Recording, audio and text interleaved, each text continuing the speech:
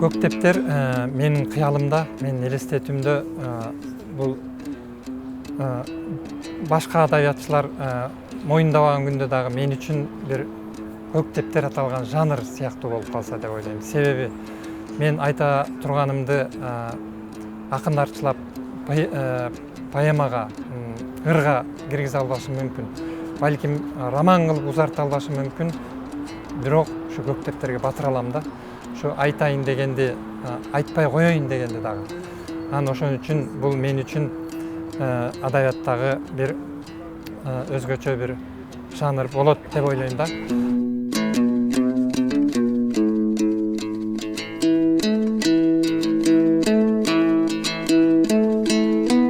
Жеңишбектин ар бир жазган ушул эскермелерин, эскерүүлөрүн ушу аягына чейин окуганга аракет кылып келгенбиз. Эми кубантканы бүгүн колубузга ошолордун баардыгы биригип туруп, өзүнчө жыйнак катары колубузга тийип аткандыгы. Ошон үчүн бул Жеңишбектин бул китеби, бул кыргыз айылдарынын керемет укмуш, кыргызга таасир эткен ушунчалык бир жакшы жактарын сүрөткер катары сүрөттөп жазат да.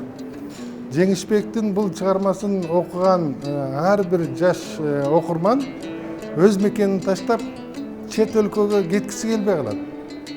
Жеңишбек Эдигеевдин бул көктептери бул өзүнүн журналисттин башынан өткөргөн окуясы, мисалы ошол жаш кезинен баштап студенттик кези, окуучулук кези, андан кийинки журналисттик кыргыз саясатка аралашкан кези, журналистикага аралашкан кези, ошол баардык башынан өткөн окуяларын баяндаган китеби жарыяланыптыр. Бул жерде дагы ошол журналисттин көз карашы менен өзүнүн жашоосу, ошону менен бирге биздин коомдун жашоосу да чагылдырылган китеп да. Ошонусу менен маанилүү. Бул журналист болгон үчүн, биз журналисттин көз карашы менен биздин жашоону чагылдырып атканы үчүн маанилүү деп эсептейм. Эс тутуму феноменальный экен. Ушунчалык Коштөбөнү жазганда, айылын жазганда, ата энесин жазганда, курсташтарын жазганда, ал турган жөнүндө үйдүн, айылдын кошуна колоңдорун, ага туугандарын жазганда, кенедей майда детальдарына чейин ушунчалык ишенимдүү кылып, ушунчалык көркөмдүү кылып, ушунчалык чындыкка жакын кылып берет да. Ошол Жеңишбек өзүнүн ошол чыгармасы менен бизди баарыбыз эле айылдан келгенбиз да, бизди айылга, балалыкка, жайлоого, чөп чабыкка, сууга жетелейт да. Жеңишбек менен биз чогуу окудук, чогуу жашадык, студенттик доорду бирге сүрдүк. Студенттик жанагы айыл чарба жумуштары деген бар эле, ошол жактарда сонун доорулорду көрдүк. Ачка токто бирге болдук дегендей өзгөчө бир биздин студенттик доор бир кыйын кырдаалга туш келип калды да. Союз жаңы ыдыраган, биз эмес мамлекет өзүнүн атын таппай турган, талон тартыштыгы, каатчылык, ачарчылык, эл загаранан жеп калган учур. Бирок ошондогу элдин пейилинен айлансак болот. Ошондо дагы бири-бирибизге чакырышып, коноктошуп, жарма чай менен болсо дагы бири-бирибизди коноктоп сыйлап, ошол ортодон сыйыбыз үзүлбөй, ушул доорлорду бирге сүрдүк. Ошол мезгилден эле Жеңишбек өзү бир сырдуу жигит эле, бир мүнөз, жылмайып күлүп коюп эле, анан колунан ушу көктептери түшпөй эле баскан турганын жазып жүрчү. Ага чейин, бизге чейин деле мектептен эле жазып жүрчү экен. Андан кийин аскерге барып, андагы күндөрүн кыскасы бүт өмүр тизмегин, өмүрүнүн урунттуу учурларын жазып жүрчү экен, тизмектеп жүрчү экен. Мына ошол нерселердин баардыгы бүгүнкү күндө жалпы элдин талкуусуна коюлуп, жалпы элдин элегинен өтүп аткан учур. Бул өмүрдүн урунттуу учурлары, бул эгемендүүлүк алган кыргыз доорунун башынан өткөргөн учуру. Бул жалпы Кыргызстандын тарыхынын бир үзүмү десек болот. Жеңишбек Эдигеевдин көктептер деген чыгармасы абдан көлөмдүү. Бул деген роман дагы эмес, повесть дагы эмес. Бул деген ошол жанрларды журналистика менен жазуучулуктун ортосунда кыскасын айтканда мемуар сыяктуу болобу, эссе сыяктуу ушулардын жанрдын баардыгын бирге чогулуп алган ошо чыгарманын синтези экен да. Бул кайсы жанрга кошууга да болбойт. Бул биздин адабий чөйрөдө бир жаңы нерсе деп айтсак болот. Бул биринчиси. Экинчиден, бул чоң болгону менен мындай окугандан коркпойсуң да, себеби дегенде ушундай акылдуулук менен жасаган. Себеби ар бир окуядан бир окуяга өткөндө ортосунда философиялык ойлор жатат дагы.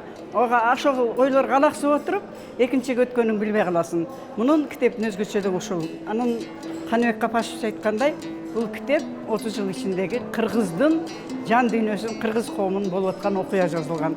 Бул баалуулук ушул баягы журналисттин алыстан башка мамлекеттен туруп биздин кыргыз коомуна ой жүгүрткөн аябай жакшынакай китеп болгон. Муну көлөмүнө коркпой эле окуй беришиңерди мен сунуш кыларым.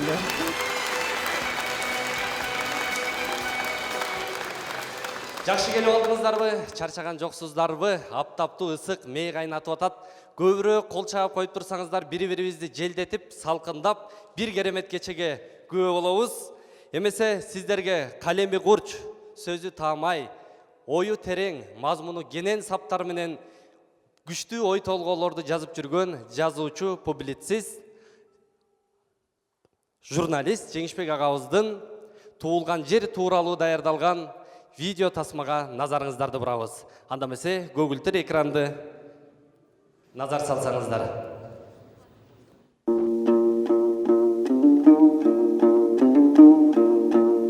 Көптөрү кантип кетсем деп жүрөт. А мен тезирээк сага келсем деп жүрөм. Сага келүү тириликтин милдети эмес, жүрөктүн милдети. Эл менен, туулган жер менен учурашуу моюндан баскан парыз эмес. Ал мен үчүн көзгө сүртөр дары. Мен үчүн чет жерге бараткандар эмес, туулган жерге келаткандар бактылуу. Ошол үчүн мекенине бараткандарга багыштадым китепти. Кудай адамзатты жаратсын, ай экөөбүздү эне жаратты дүйнөгө. Ошол үчүн энеге арнадым китепти. Турмушта көп максат болоорун билчүмүн, бирок айылга аман эсен жетүү деген түбөлүктүү тема жашаарын түшүнбөпмүн. Көрсө айылыңа баруу Меккеге баргандан артык парыз экен. Башатты унутпа деген добуш экен. Эми билем, эми терең түшүнөм. Сенде 2 күндүк дем калды десе, акыркы дем туулган жерден чыгыш керегин. Сенден жаралгандай, сенден бакыт таап, акыры сенден бүткөн өмүрдү айт. Төрөлгөн жер. Буйрусун ошол өмүр. Мен башка жакта каргым келбейт, башка жакта калгым келбейт. Таштан күмбөз буйраттыр, бирок тилегим сөздөн куруш күмбөздү. А сөзүмдүн көбү сен бол тоолор. Сен бол Кыргызстан, сен болгон кичимекеним. Мен бул өмүр үчүн да, кийинки өмүр үчүн да жашап жатам. Сен бул өмүрдө мени менен болосуң. Мен кеткен соң сөзүм менен болосуң. Көп асыл адамдарымды ушул кош төбө айылымдан таптым. Көп асыл адамдарым дал ушул айылымда түбөлүк уктап жатат. Тирүүң менен да, тирүү эместериң менен да ыйыксың сен. Мындай жер жана мындай жердин асты ааламдын башка бир да бүктөм чекитинде жок. Ал сенсиң, ал сенсиң, ал сенсиң айылым. Туулган жер сенден кетүү тилек болгон эмес мага, ал тагдыр болгон. Сенден алысташ максат болгон эмес мага, ал тагдыр болгон. Бирок тагдырдын баарын бешене жазмыш жасабайт. Жарымын адам өзү жазайт. Демек, бир кезде кетсем, эми кайтып келемин. Алыстарды жакындатамын. Үзүлгөн жиптин көзүн таап улаймын. Жазмышка шылтоо кылбаймын. Сен да ошент, сен да ошону милдет кыл, алыстагы тирлик кылган тууганым. Женева, Швейцария. Сен түсүң менен ала тоого окшошсуң, бирок тузуң окшош эмес. Тоолор менен окшошсуң, бирок тоолордун да жүрөгү бар, жүрөктөрү окшош эмес. Көлдөрү бар ысык көлдөй, бирок тереңдиги окшош эмес. жаздыктай мамык жашооң бар, бирок ал жашоо меники эмес. Меники эмне? Максат менен тилек, ниет меники. Короп аткан өмүр меники. Женева, Швейцария. Бирок сага ыраазымын, карыздармын. Кайдагы кош төбөнүн карасы дебей, курган менин апам окшоп, көкүлдөн сылап койгонуңа. Үй бүлөм менен батырып, ак дебей, кара дебей кучак жайып тосконуңа. Бул кебим ааламдагы жер жөнүндө, анан дагы сен жөнүндө болду туулган жерим. Эми дагы сен жөнүндө боло берет, анан дагы сен жөнүндө тууганым.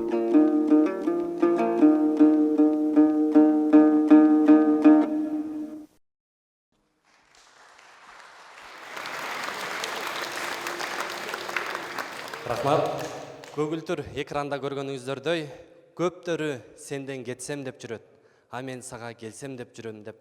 Кандай керемет сөздөр. Женева, тузуң менен окшоссуң, бирок түзүң окшош эмес. Тоолоруң менен окшоссуң, бирок тоолордун да жүрөгү бар, тоолоруң окшош эмес деп. Караңыздарчы, кандай ала тоо деп соккон Азамат уулубуздун, Кыргыздын Чыгаан уулунун керемет ой толгоосу болду. Эмесе азыркы алгы сөздү Кыргыз улуттук жазуучулар союзунун төрагасы акын Нурлан Калбеков агайга бермекчибиз. Урматтуу агайын туугандар, жеңиш экөөбүз группалашпыз. Ошон үчүн эле биринчи мага сөз берип атат. Болбосо бербейт болчу. Мен эми сөздү алыстан баштайын. Мына азыр Аскар Байкени, Аскар Салымбековду, Кубатбек Байболовду, Чынара Жакыпованы, дагы бир белгилүү инсандарды 5-6 бир группада окуган экен. Апе, мынча кыйындын баары бир группага кантип баттыңар эле деген бир сөз бар экен. Ансаарындай биз ушул Жеңиш Эдигеев, маркум досубуз Калмурат Рыскулов эрте кетип калды. Биздин Рахат Кеңешова деген Азаттыкта журналист кызыбыз жүрөт. Майраш Базлакунова өзүнчө бир YouTube канал ачып алып, Айнура отурат, Токтошова, Ильязова отурат, зам губернаторубуз бар эле биздин Жаркын деген, Ибраева, дагы көп айта берсе. Ушулар биз бир группада окуганбыз. Анан эми Жеңишке келгенде биздин старостабыз болчу Жеңиш. Жеңиш бул эми диссидент жазуучу болуп калды да. Диссидент, журналист, диссидент, жазуучу. Көп жыл болуп калды го дейм, кайсы жылдар эле 2008 жылы ошо бир чубулганды бир гезит ачып жүрүшүп де-факто болуш керек. Ошонун аркасынан диссидент болуп кеткен жигиттер. Үй бүлөсү менен анан эң негизгиси Жеңиштин өзүнүн бир өзгөрбөптүр такыр. 50дөн өтүп кетти Жеңиш, бизден улуу 2-3 жаш. Бирок ошол эле студенткесинде кандай жумшак, ушундай ички маданияты жогору жигит болсо, азыр деле ошо бойдон, азыр ого бетер Женевада жашап, Европада жашап, таптакыр бөлөк инсан болуптур, бирок эң негизгиси Кыргыздын топурагынан ажыраган жок. Мына Көктептер деген китеп, бул ичинде көп кептер бар. Баягы студенткесинен баштап, ошол өзүнүн баягы сыртта жүргөн тагдыры, айылы, апасы, тууган жери бардыгы эң негизи замандын күрөө тамырын түшүнө билди. Себеп дегенде жазган ар бир өзүнчө темалары ашып кетсе 1 бет, жарым бет. Берки күндөлүктөрдө ал өзүнүн эсселери го, ал өзүнүн табият ошондой. Бирок жазгандары 1 бет. Азыр эл аралык стандартта 140 бет, 150 бет роман. Окурманды кордогош керек, окурманды зордогош керек азыркы заманда. Азыр маалыматтын заманы. 12 бет повесть, 1 беттен 5 бетке чейин болсо аңгеме. Мына ушул заманды көрө билиш керек да азыркы замандын жазуучулары. Анан Жеңиштик эми өзү журналист, журналистика менен адабияттын ортосундагы Эдигеевдин өзүнө гана тиешелүү стили бар. Мен көп жазуучуларды билем. Көп акындарды бала кезден китеп окудук. 60-тан 70-ке чыкканча деле ошо бирөөнү туурап жазып жүргөн акын жазуучулар көп. чыгармачылыкта сөзсүз түрдө өзүнүн үнү, өзүнүн стили болуш керек. Алыс барбайлык казактарда Олжас Сүлейменов ырынан окуйсуң. Бул агырга да кирбейт, эркин ырга башка Сүлейменовдун ыры. Бизде Рамис Рыскулов мисалы, тиги Рембону апайлинерди айтпай эле коелук. Ошондуктан ар бир жазуучу, ар бир чыгармачыл инсан өзүнө гана тиешелүү бир почеркти таап алыш керек, жан дүйнөсүн. Анан эми жеке эмне дейм эми, магул өзүмдүн атымдан, группалаштардын атынан деле айтсам болот, группалаштардын атынан ушул Кудай Таалам сага узун өмүр берсин, шың ден соолук берсин.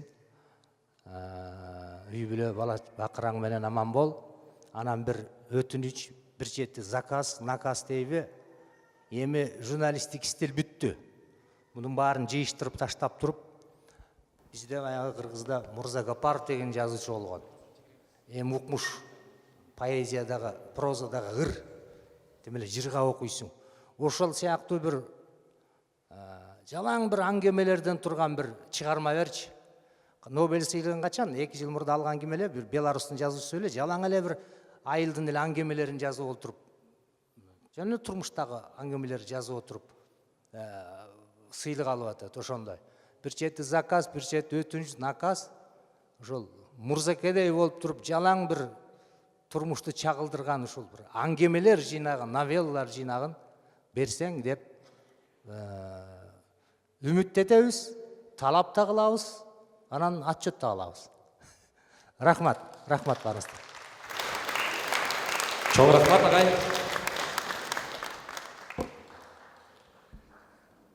Барыңыздар көктептер тууралуу сөз болуп аткандан кийин, көктептер китеп болуп чыкканга чейин Facebook'тан көз албай окугандар кол көтөрүп коюңуздар. Facebook'тан көктептерди окуп турат элеңиздер го, көктептер да улам чыгарып турчу эле. Дээрлик залдын жарымы окуп турчу экен. Күттүңүздөр беле? Көп убакыт күттүк. Абдан көп күттүк. Качан чыгат? Жеңишбек агабыздын дайралары артка агышпайт деген алгачкы эмгегинде дагы ушу көктептер китеп болот, бирок ал бүтпөйт, ал батпайт деп айтты эле. Бирок ошонун эң алгачкысы кылып, эң биринчиси кылып, ушуну китеп кылып келип көктептерди кыргыз окурмандарына, кыргыз журтчулугуна тартуулап турган учуру көктептер тууралуу көп кептерди айтсак болот экен. Себеп дегенде бул башынан аягын карай, аягынан башын карай, анча-мынча окуп атып уктап калып, ортосун ачып алып ойгонгон жерден баштап окуй берсе дагы бир адашпай турган бир керемет ой толгоолор менен жыйнак болуптур. Көктептерди жазылышы өзүнчө бир тарых. Сиздер бет ачарын балким жарым саат, эрте келгендер 1 саат күттүңүздөр. Бирок Жеңишбек агабыз ушу көктептерди 30 жыл күтүптүр. Элестетиңиздер. 15 жашынан баштап күндөлүк жазып, ошону чогултуп отуруп, анан акыр аягы ушундай көк кептептер болуптур, эми көп кептер болуп уландысы да чыгат деп ойлойбуз. Ушу китептин эң алгачкы баштоочу сөзүн окуп берип, андан кийин сөз берейин. Энем Сакинге жана мекенине бараткандарга арнайм. Энелер бизди кайра төрөбөйт, өзүбүздү өзүбүз кайрадан жараталы. Китеп меники, окуясы элдики, сөздүн ээси мен, узун кептин ээси эл. Корогон убакыт меники, корогон өмүр элдики, түшкөн назар меники, берген таасир элдики. Көргөн көз менден, берген касиет эл менен жерден. Жүрөк меники, сүйүү экөөбүздүкү. Дүйнө кезген тагдыр меники, жер жараткандыкы. Дербиштик өзүңдөн, Кудайды көрө билиш көзүңдөн. Адамга көңүл керек, китепке өмүр керек. Жалгыз аяк жол кетет, кыял меники, басык жоргонуку. Дүйнөнү кең десең кең, тар десең тар сага. Бакытты, азапты да жүрөк көтөрөт. Кайрат тапсаң, казына да табылат. Маанинин тазасы, сөздүн казаны кайнасын. Эмгек бизден, бата сизден деп баштаптыр автор. Буга чейин бир кол чапсаңыздар болот. Автордун бул көктептерге чейин кыргызча, французча сүйлөшмө жана сөздүк жазган. Ошондой эле дайралар артка агышпайт китебинин автору болчу. Анан бүгүн бизге дагы бир көлөмдүү Көктептер китебин тартуулап турат окурмандарга. Эмесе алдыңыздарга күнүбүздүн күнөөкөрү автор Жеңишбек Эдигеев. Тосуп алыңыздар.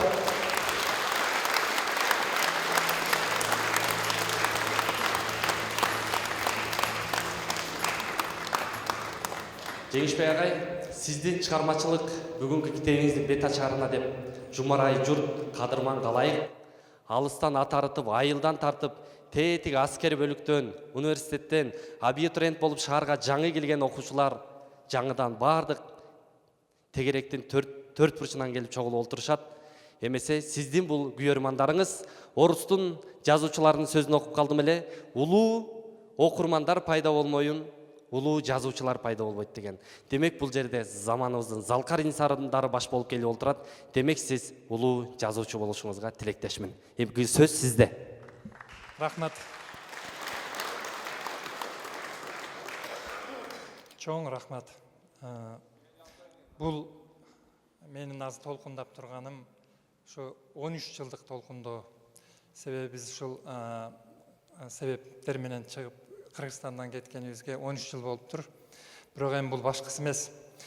Ушул мындан туура 5 жыл мурда дайралар арт кагышпайт деген китепке биздин кыргыз адабиятчыларынан мындай пикир беришти эле да. Кыргыз адабиятында эмиграциялык адабият пайда боло баштаптыр деп.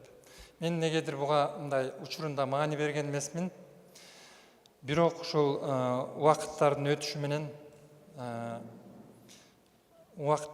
менен ушул сөз мага көбүрөөк ойлончу болду. Себеби ушул 92-жылдан баштап кыргыздар сыртка агылып чыга баштаган болчу.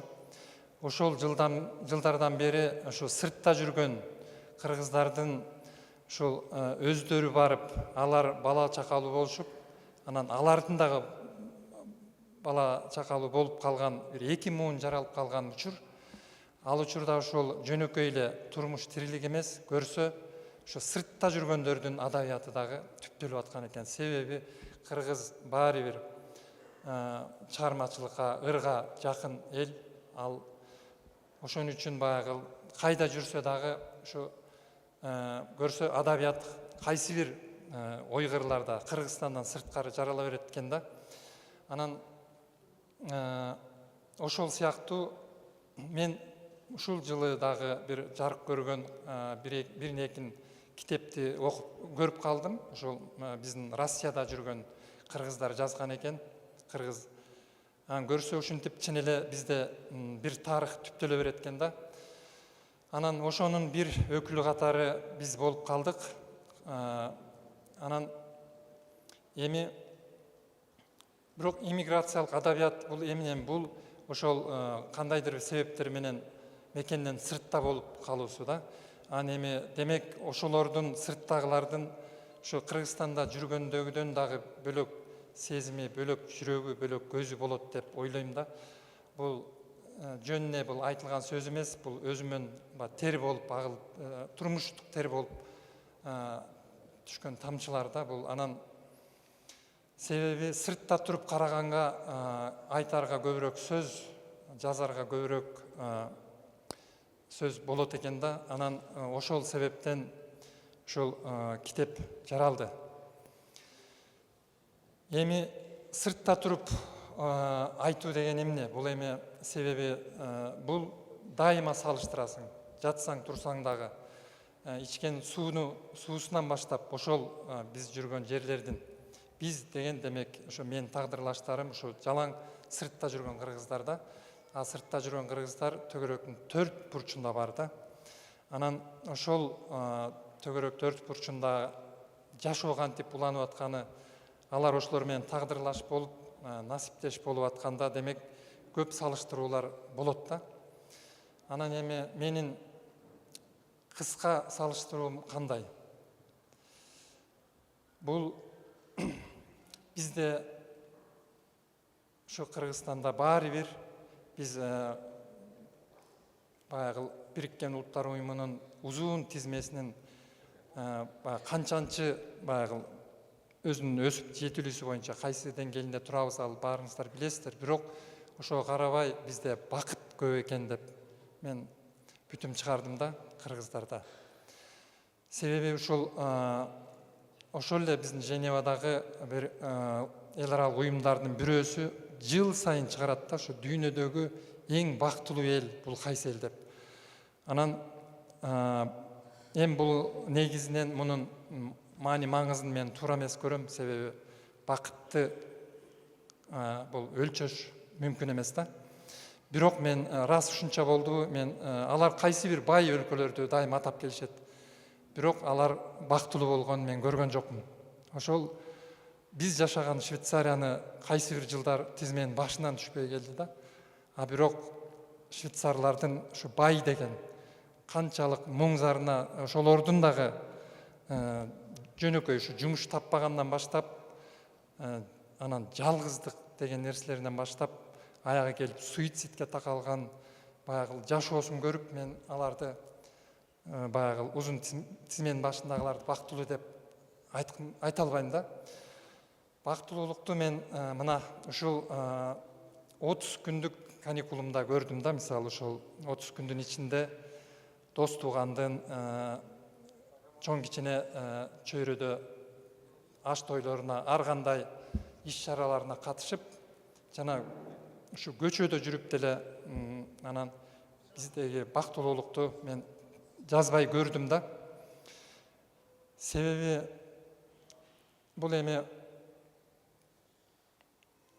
анан бизде бактылуулук көп, анан бизде сүйүү көп экен да. Себеби мына мен жаштарды карап туруп, башка улуу муунду да карап туруп, ушу бизде сүйүү көп, батышта эсеп көп деп айтар элем. Себеби ушу биздегидей болуп алар аш той өткөрбөйт да.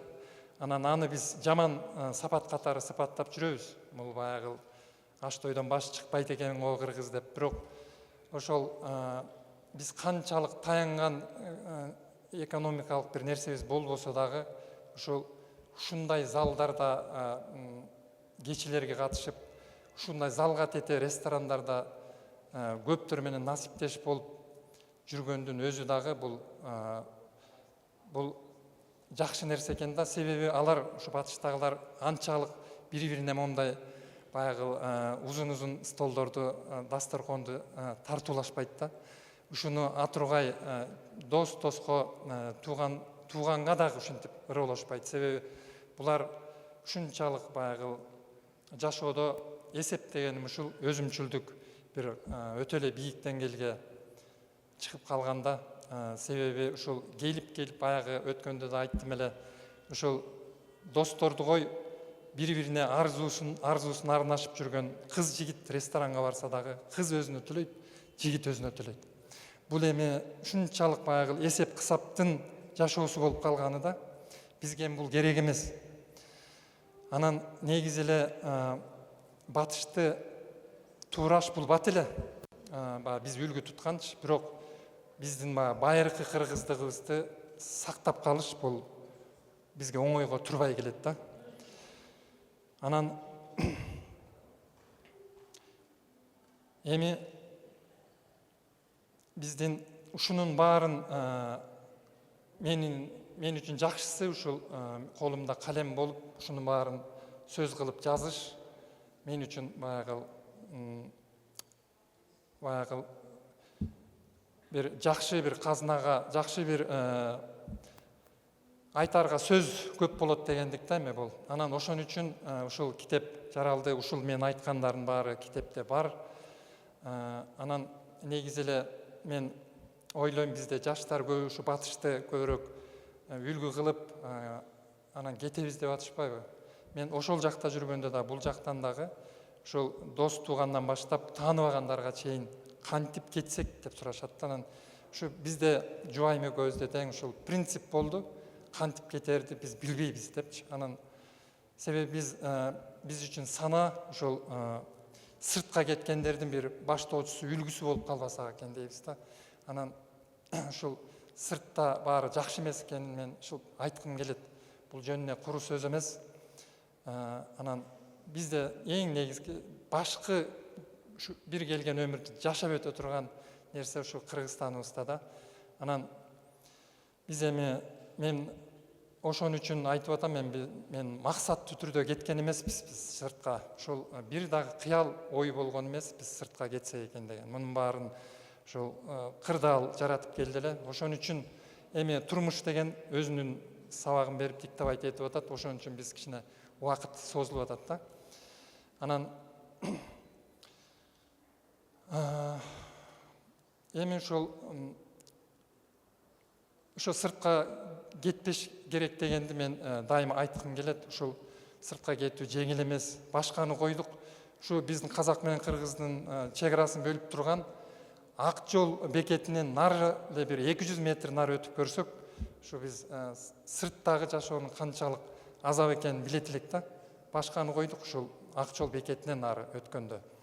Анан ошон үчүн эми буга чейин көп агылып чыгып келсек, эми ушу кайта тургандын бир заманы келсе экен.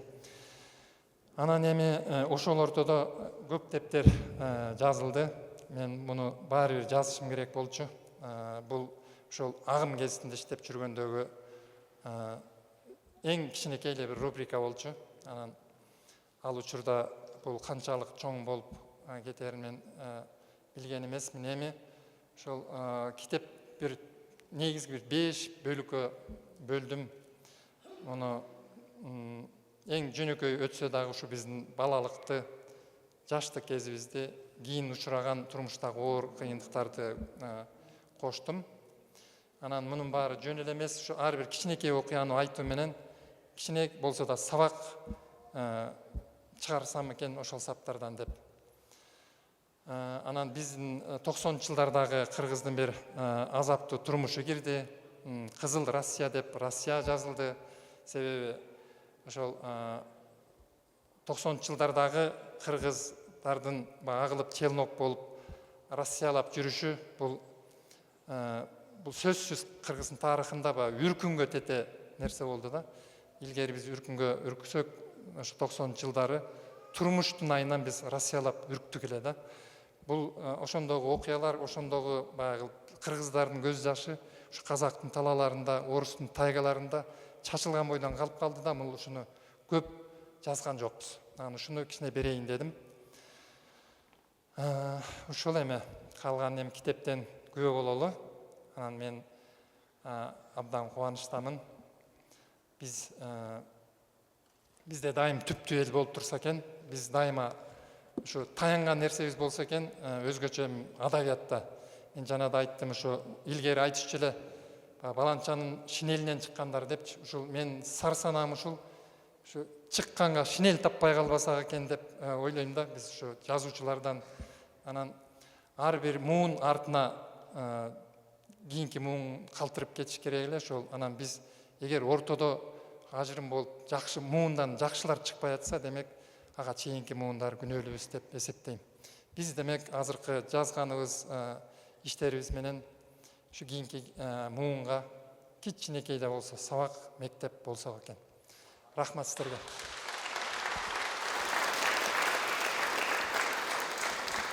Чоң рахмат. Жеңишбек агабыздын керемет кептерине күбө болдук. Эми калганын узун кептин учугун китептен окуйбуз. Анан сөзүңүздү угуп отурсам, бакыт жөнүндө көп айттыңыз. Анан мен да китептен карап, барактап отурсам, мындай деп жазган экенсиз. Айласыздан ойлонуп отуруп, азап Европада көппү же Кыргызстанда көппү деп суроо бердим. Көрсө, азап Европада дагы, Кыргызстанда дагы эмес экен. Ал сенин так мээңде экен деп жазган экен. Ошон үчүн баягы башты иштетели, башты өстүрөлү деп бир чакырык таштаган экенсиз. Сизге чыгармачылык ийгилик. Элибиз ар дайым сиз ойлогондой бактылуу, кымбат, дүйнөдөгү тең ата ошо бай мамлекеттерге маданияты менен, адабияты менен ашып турган эл болсун. Рахмат сизге. Чыгармачылык ийгилик.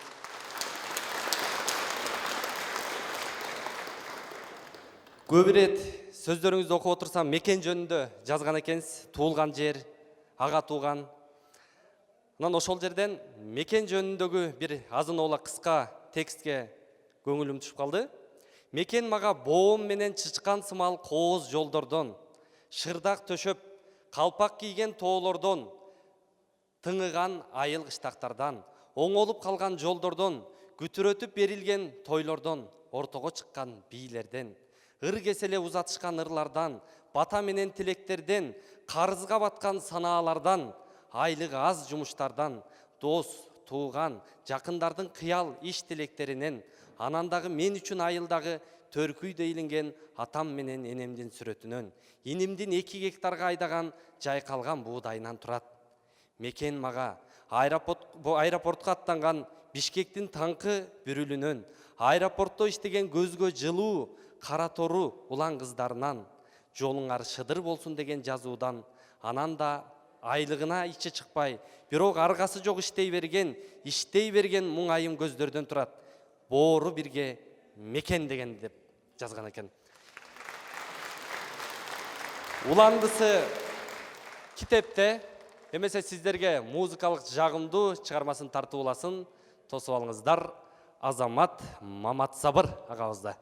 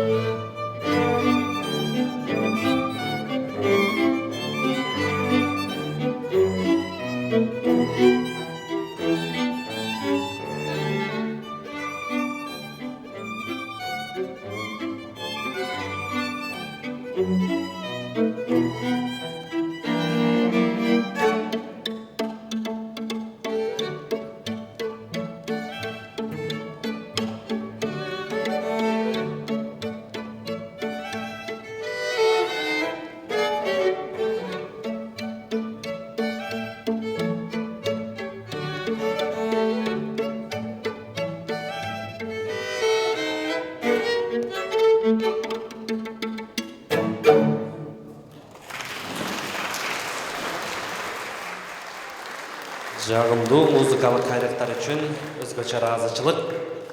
Урматтуу меймандар, коноктор, эми куттуктоого кеп кезегин берейин. Бүгүн атайын ушул көк тептерди көптөн бери күтүп, азырдагы көк тептер жөнүндө кол чапсам абдан күттүк деп сүрөп отурган арабызда кыргыз эл баатыры отурат. Алдыңыздарга белгилүү хирург, кыргыз эл баатыры Мамытов Миталиев атага куттуктоо сөзүн бермекчибиз. Эми Жеңишбектен мен деңгээлин ушунчалык инсандык абалын мен жакшы билем да. Себеп дегенде илгери эле бир 80-жылдарда мен жөнүндө бир жазды эле. Мөнүмө келип калып анан келүүнөн экөөбүз сүйлөшүп эле подъездде бир эки сөз, мен ушундай деп койсом эле, эки сөз айтып койсом эле, эки бетке гез жазып койсо болобу? Ушундай да болобу? Караңыз, мен муну көргөн эмесмин. Мен бул кишини билген эмесмин.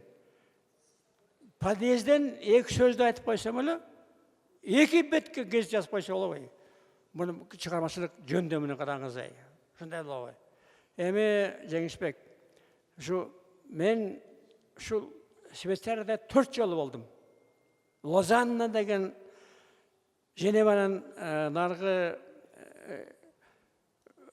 немесинде шаар бар. Ошол жерде Лениндин музейи бар, Лозан деген. Ошол жака бардым. Сен ошол жерден жүрүп жашап атасың. Ошол жерден келдиң. Ошол жүргөн киши жөнөкөй киши болбойт. Себеп дегенде Лениндин жүргөн жерини баскан жер сен адамсың.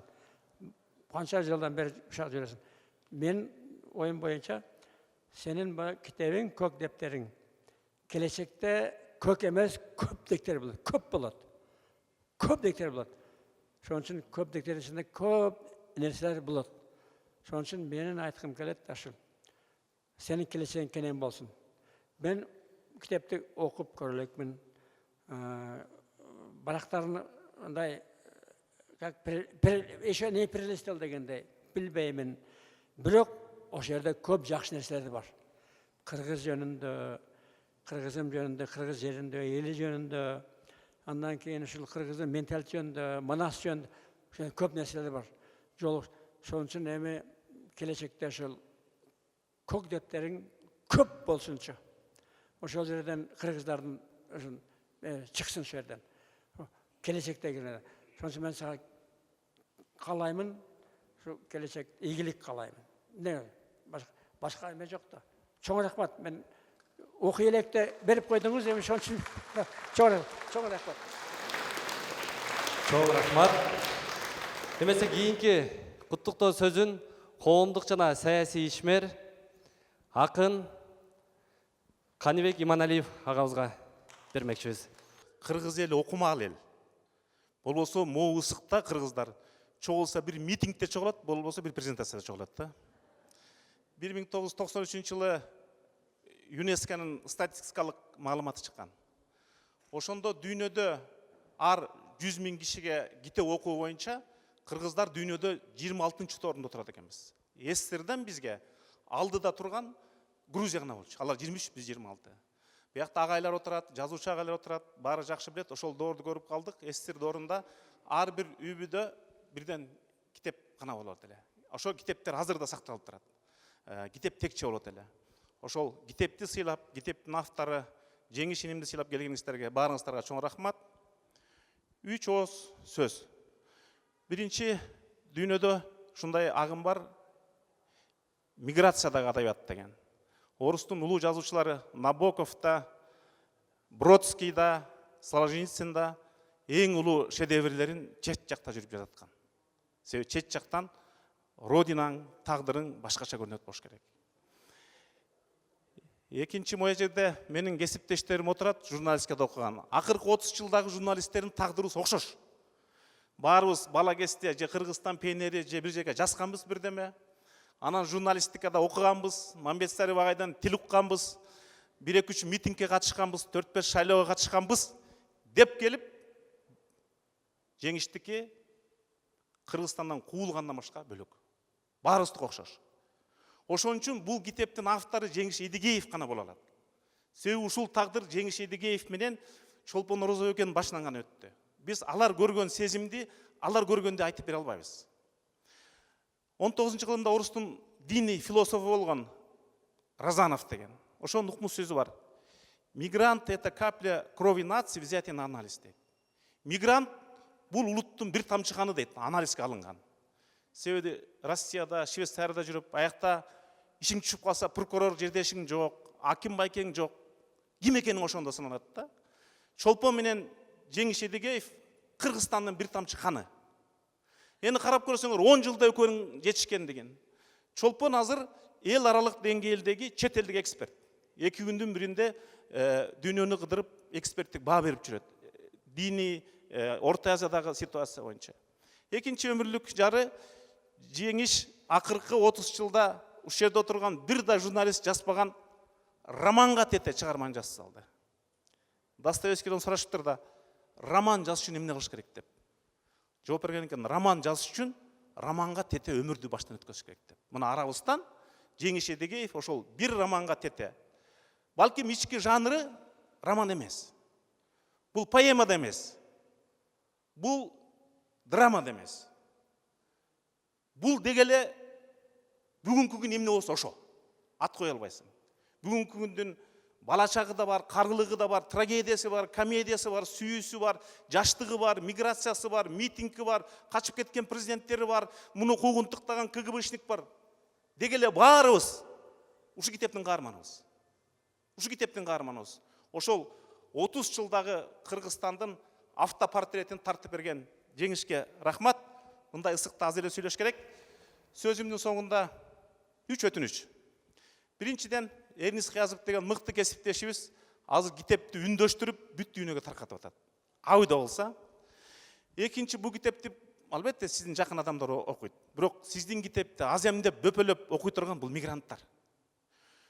Ошол мигранттарга жетсе, бир сөз менен айтканда, бул китеп родина жөнүндөгү сөз. Акыркы сөз ушундай, китепте эгемендикти күн сайын коргош керек деп. Биз Баткенде тажиктерден жазын деле коргоп атпайбызбы? Жок. Эгемендикти күн сайын коргош керек. Биз ошондо гана эгемендикке татыктуу эл, журт, мамлекет боло алабыз. Каламен курчу берсин. Баарыңыздарга рахмат. Жеңишбай, ийгилик каалайм. Терең ыраазычылык билдиребиз. Рахмат. Эң жакшы пикир болду.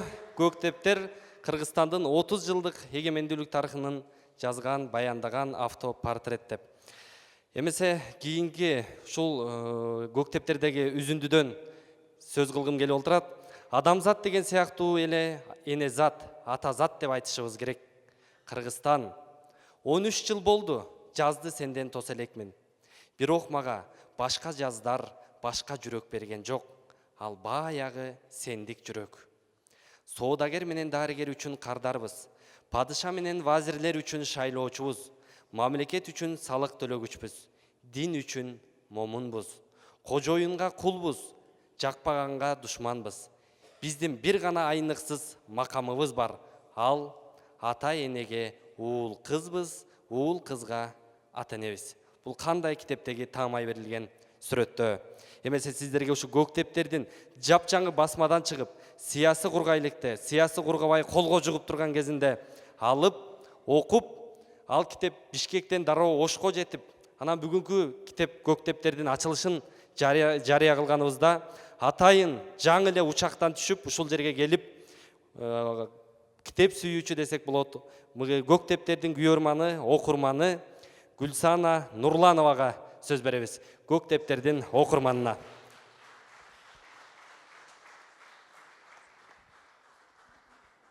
Атайын оштон ат арытып келди. Саламатсыздарбы, урматтуу китеп сүйүүчүлөр. Бул жакта айткандай, мен азыр Оштон келип, Оштон аэропорттон келип эле дароо ушул иш-чарага келдим. Жана келүүмдүн себеби дагы ушул Көктептердин бет ачары болот экен деп уккандан тартып, бул китеп негизи жаңы чыккандан тарта эле колго алып, ошо Сыя Сугурга электе окуп баштагам. Жана ал учурда мен 1 ай мурда колго алган экенмин. Ал учурда мен магистрдик диссертациямды жазып аткан учурум болчу. Ошого да бошобой, ушул Көктептерден бошобой магистрдик диссертациям да калып кетти да. Азыр ошону акыркы бөлүктөрүн жазып атам, бирок мен өзүмдүн табиятымда жок болчу. Бир китепти окуп, кайра убакыт өткөрбөй аны кайталап окуу. Бул китептин кызыктуулугу ушунча кызыктуу, жана ар бир бетинде ой бар экен, ар бир бөлүмүндө ой бар экен. Ошолорду эске алып отурганда мен кайра кайталап окуганга мажбур болуп атам да. Анан бул китепте жаштарга эми ага эжекелерибиз албетте бул китептин канчалык маанилүү экенин, жана бул китептин канчалык зарыл экенин, кандай китеп экендигин билишет. Бирок жаштарга айткым келгени, бул китеп бир гана автордун күндөлүгү эмес, бүтүндөй кыргыз элинин, кыргыз журтчулугунун бир күндөлүк дептери экен десем жаңылышпайм да. Ошол эгемендүүлүктү алган учурдан тарта, эгемендүүлүккө чейинки мезгилден тарта балалыгынан баштап келгени, бул ар бир адамдын башынан өтчү күндөр жазылган, ойлор жазылган жана бир шедевр чыгарма экенине ынандым. Жана бул чыгарманын ар бир бөлүмүндө ар башка ой түйүп, өз акылыбызга акыркы мезгилдерде акыркы бөлүгү катары жанагы Кызыл Россия деген бөлүмүндө окуп жатып таң калганым, жана ушул нерсенин мага таасирленгени, кыргыз улутунун улуттук баалуулуктары СССРден калган баалуулуктарын ошо чар сумкага салып алып, жолдо ары бери көтөрүп жүрүп чачып алганбы деген ойго дагы чакырды да. Ошолдогу башында өткөн окуялар, аялдардын аялдык табиятынан кайтып бараткан мезгилдери, ошолорду жазганын окуп отуруп, кадимкидей бир мезгилде көзүбүзгө жаш алсак, кайсы бир бөлүктөрүндө күлүп дагы жырлап дагы окудук.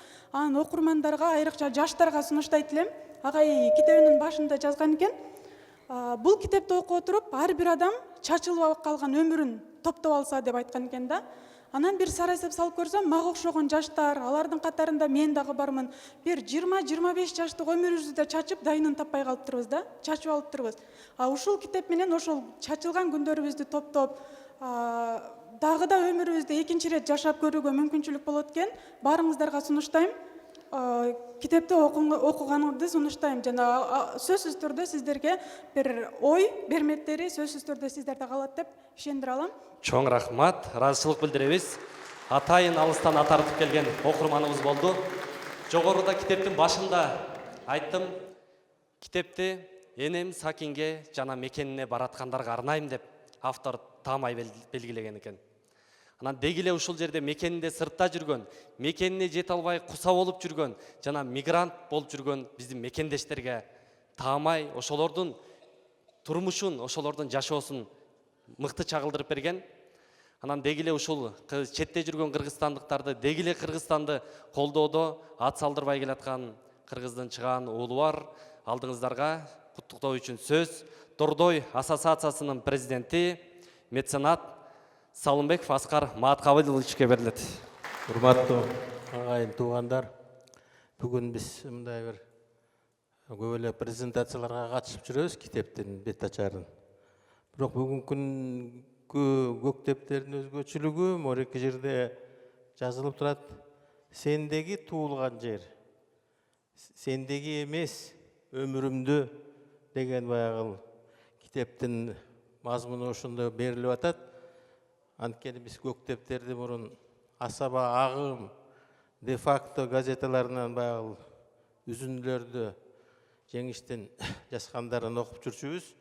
Кийин чын айтканда Жеңиштер тиги Женевага кеткенден бери мен чын айтканда Көктептерди окуй элек болчумун чын айтканда.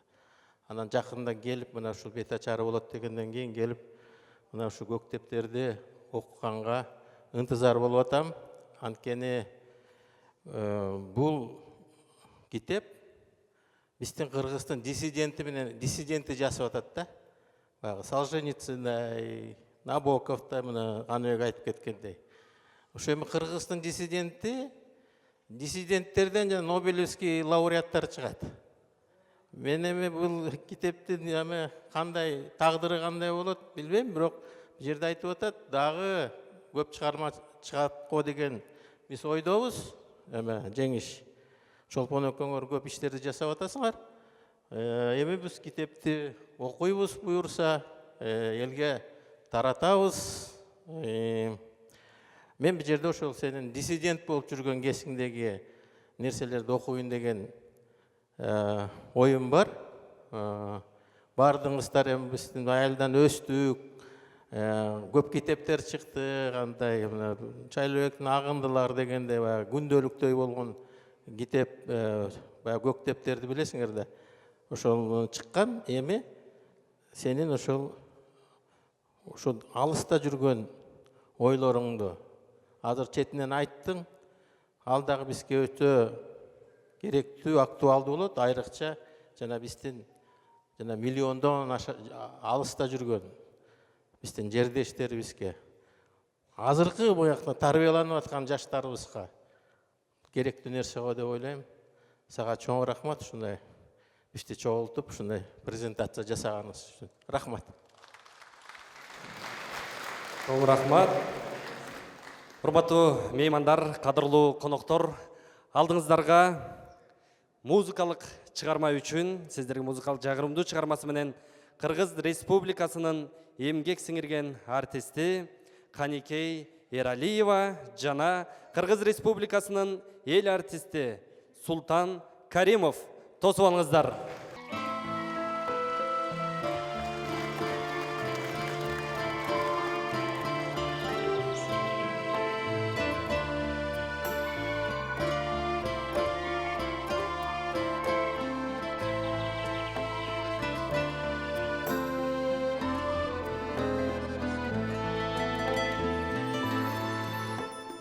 Кыркыра турналар асмандын тумары, экөөнүн ырларын экөөбүз угалы. Заматта таркасын тагдырга такшалган, көңүлдүн түнөргөн капкара туманы. Эргесин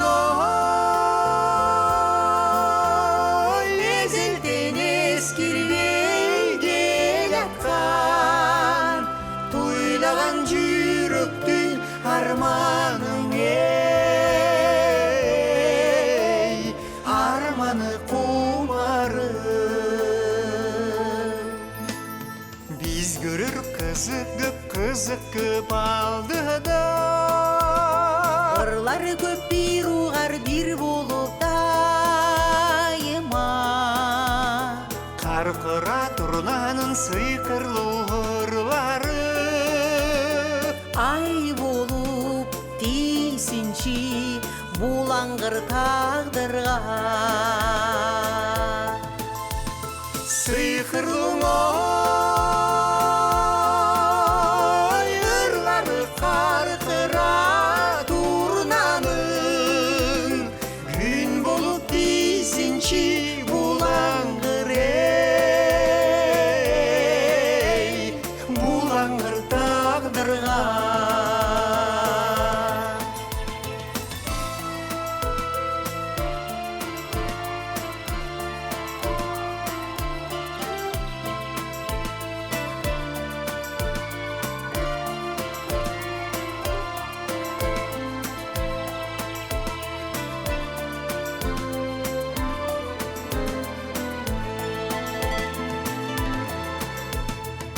Экөөбүз өмүрдүн өчпөгөн чырагы, каркыра турналар асмандын тумары. Туңгуюк кеткиче каркыра турнанын, туп-тунук ырларын тыңшап бер туралы.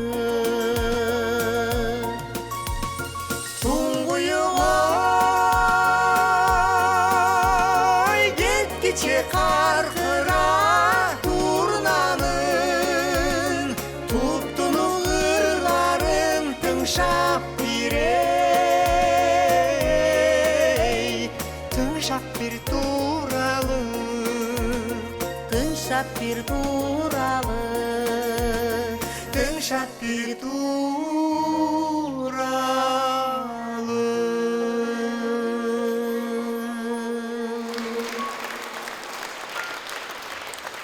рахмат кутмандуу кечиңиздер менен мен чын жүрөктөн иним Жеңишбекти ушу Көктептер чыгармасы менен чын жүрөктөн куттуктайм бет ачары менен биздин элибиздин сүйгөн китептеринен болсун окурмандары көп болсун өзүңө чың де сол узак жашоо каалап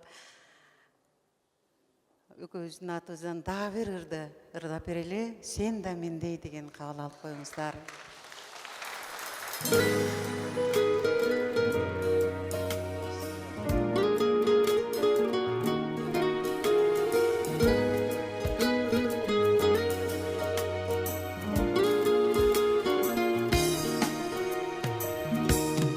Көк кабаттуу көбүлөрдүн артында сен да мендей мен тарапты карарсың түнкү шамдар шуулдаган теректер кыйма чиме жолдорго көз саларсың кыйма чиме жолдорго көз саларсың Сен да мендей жумуп аста көзүңдү элесиңди көз алдыңан өткөрүп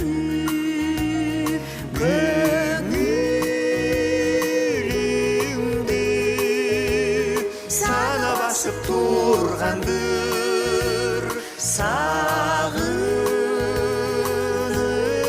сагынычтан бөлкүрөгүң өрттөнүп сагынычтан бөлкүрөгүң өрттөнүп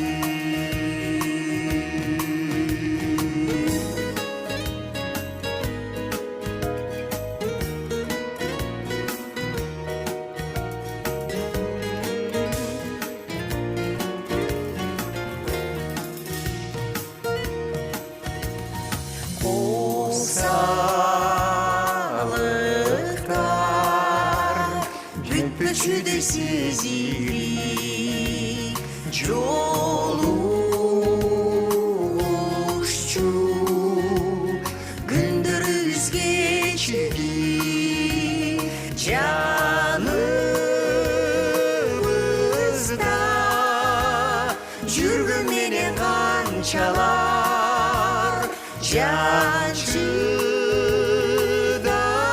жанчыдагыз жалгыздыкты кечирип жанчыдагыз жалгыздыкты кечирип жакын менен жашап атып бир шаарда бирибизди көрүүбүз ар бирибиз жирок биздин бири-бирине агылып жолугушуп журулушат билибиз жолугушуp журулушат билибиз журулушат билибиз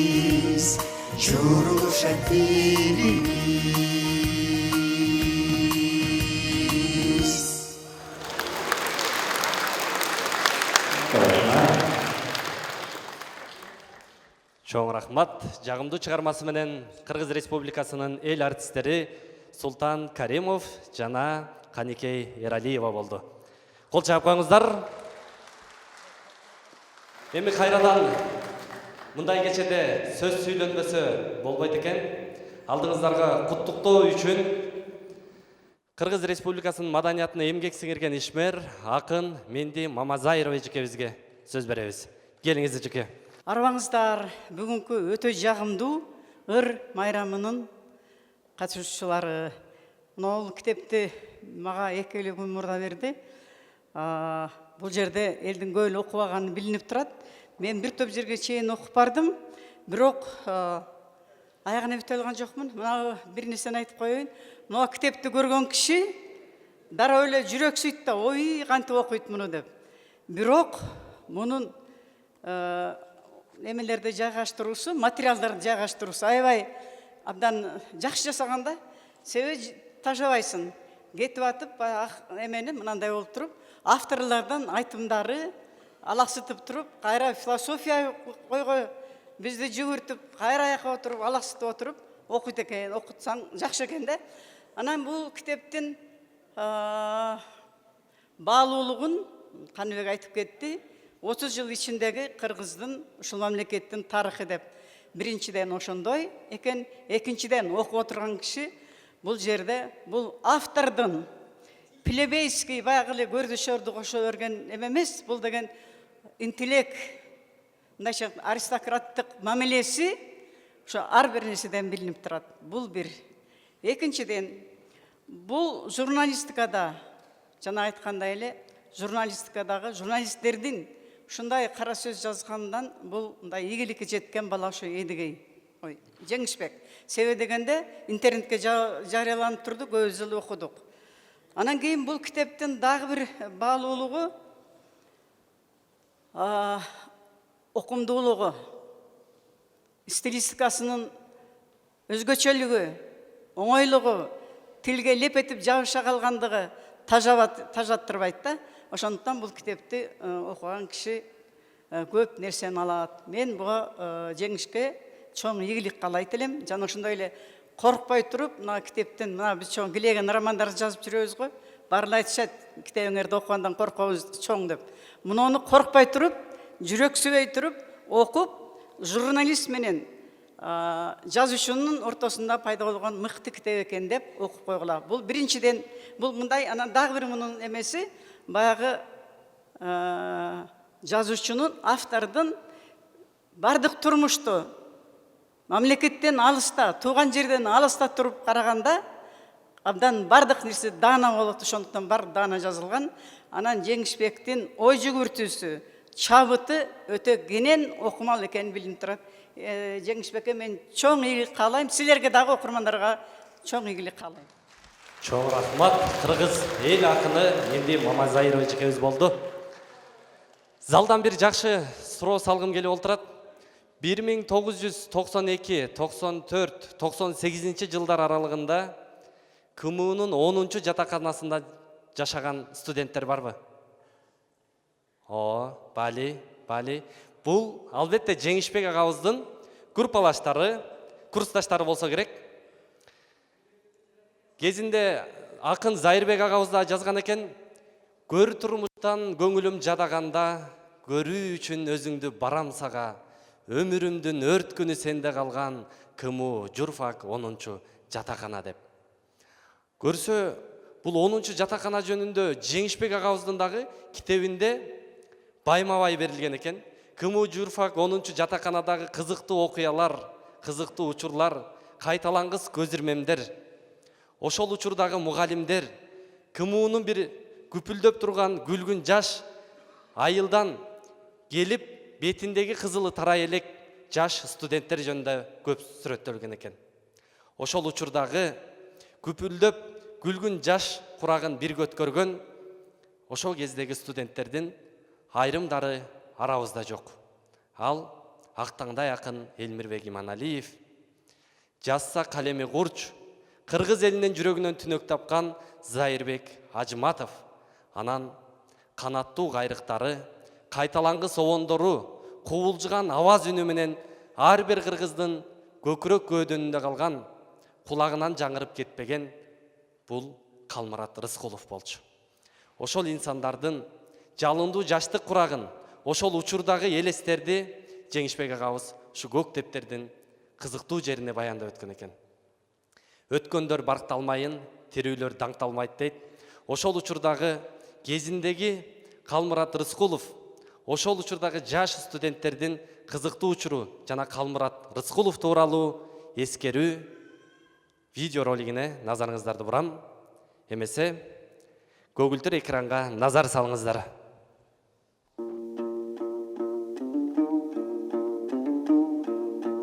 Калмурат, кайрыктарды кайдан алдың? Кыйгаш түшкөн тагдырданбы? Келбей койгон ийгилик же бакыттанбы? Же көз талыган, окшош батып чарчаган кечтерденби? Сен кайрыктарды кайдан алдың? 30 деп тегерек чийип, чектеп берген өмүрдөнбү? Андан ашык буйрубасын сезгенденби? Же күкүктөп аккан сууданбы? Агымданбы? Кайрыктарды армандуу кайдан алдың? Көрбөй калган атаңданбы? Билекти тириликке казык кылып, кымтынып жалгыз баккан апаңданбы? Айылыңдын ортосунда өзүң өскөн чүкөдөй ак тамданбы? Кайрыктарды кейиштүү кайдан алдың?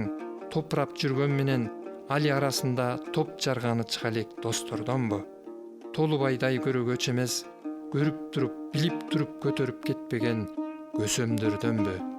Өлөт деп ойлобогон, ырдаса аман бол биздин уул деп сүйүнгөн жердештерденби? Сен сүйүү толгон кайрыктарды кайдан алдың? Муңайым көз, кара чач, акылы тунук, а бирок бу жалганда чындап кезикпей койгон жубайданбы? Ааламды жарып, ыңалап, сүйүнтпөгөн наристеденби? Сен баарынан алдың кайрыкты, аттың деп калаар жакындардан, элден алдың. Карап көзүң тойбогон, туулган жерден алдың. Дос элек деп эскерген, ат минип кырдан жарышкан, бир кездеги менден алдың.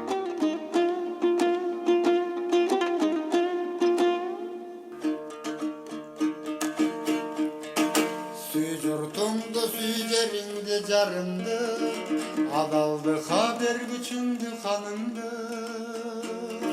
Кыйын чакта кыйган болсоң өмүрдү, кыяматта калк унутпай таныңды.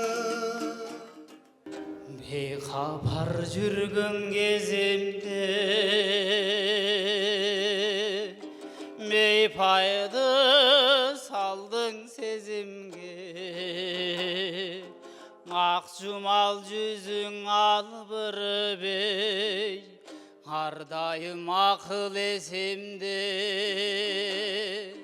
Өмүргө адам бир келет, өмүргө адам бир белек. Өмүрдүн таттуу күндөрүн өткөрсөк кана бир келеп. Өмүрдүн таттуу күндөрүн өткөрсөк кана бир келеп.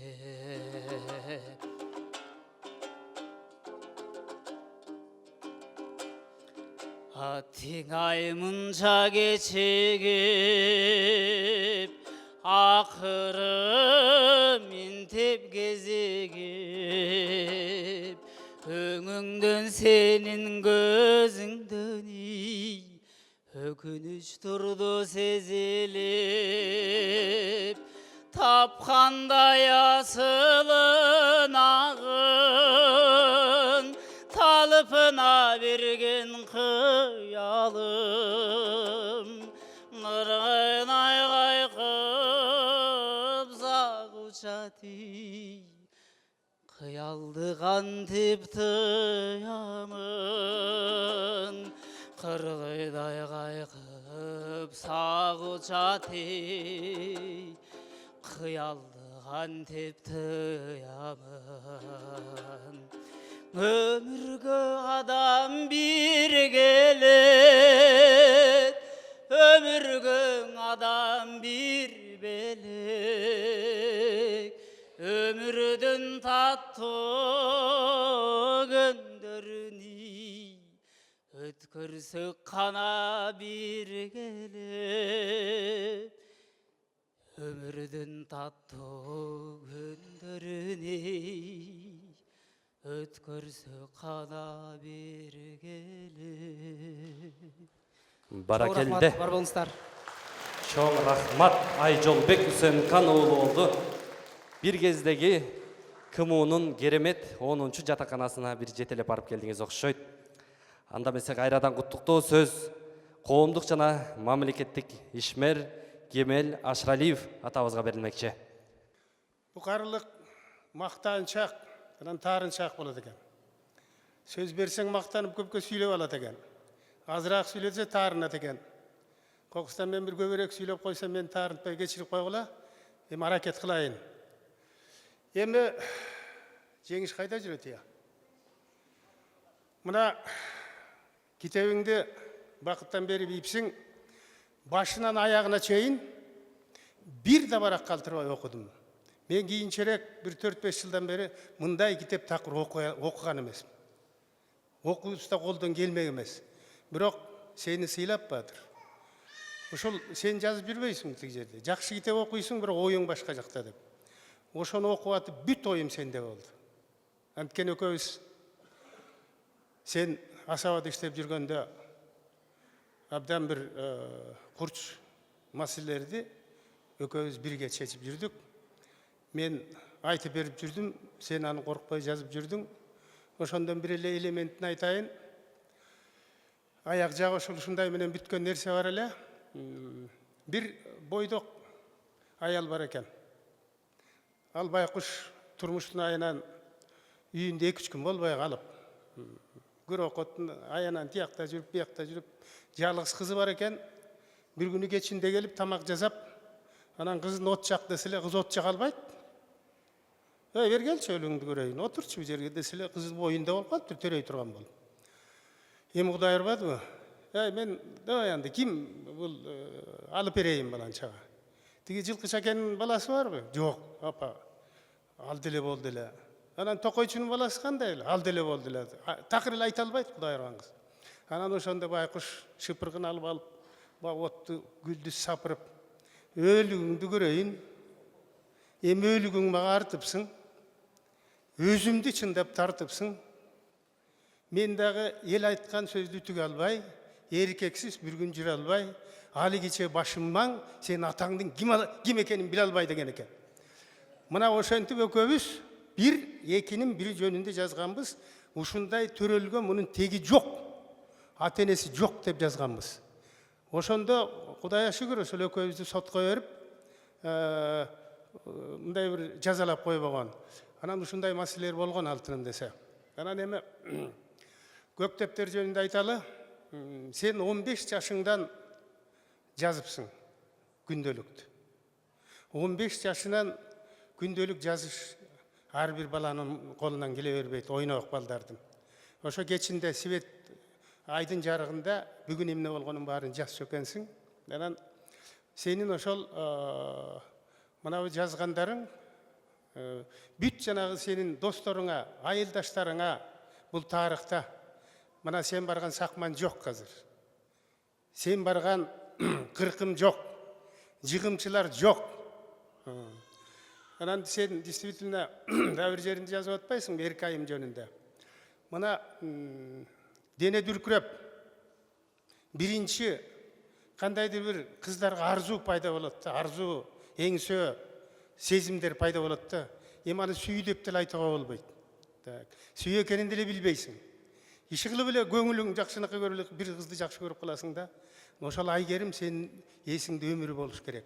Ошондо Айгеримде биринчи ойгону бүт мага отурган эркектерде да бар, кыздарда да бар. Анан ал жүрүп отуруп, мындай сенин үй бүлөңө анан-мынага деле зыяны тийбейт.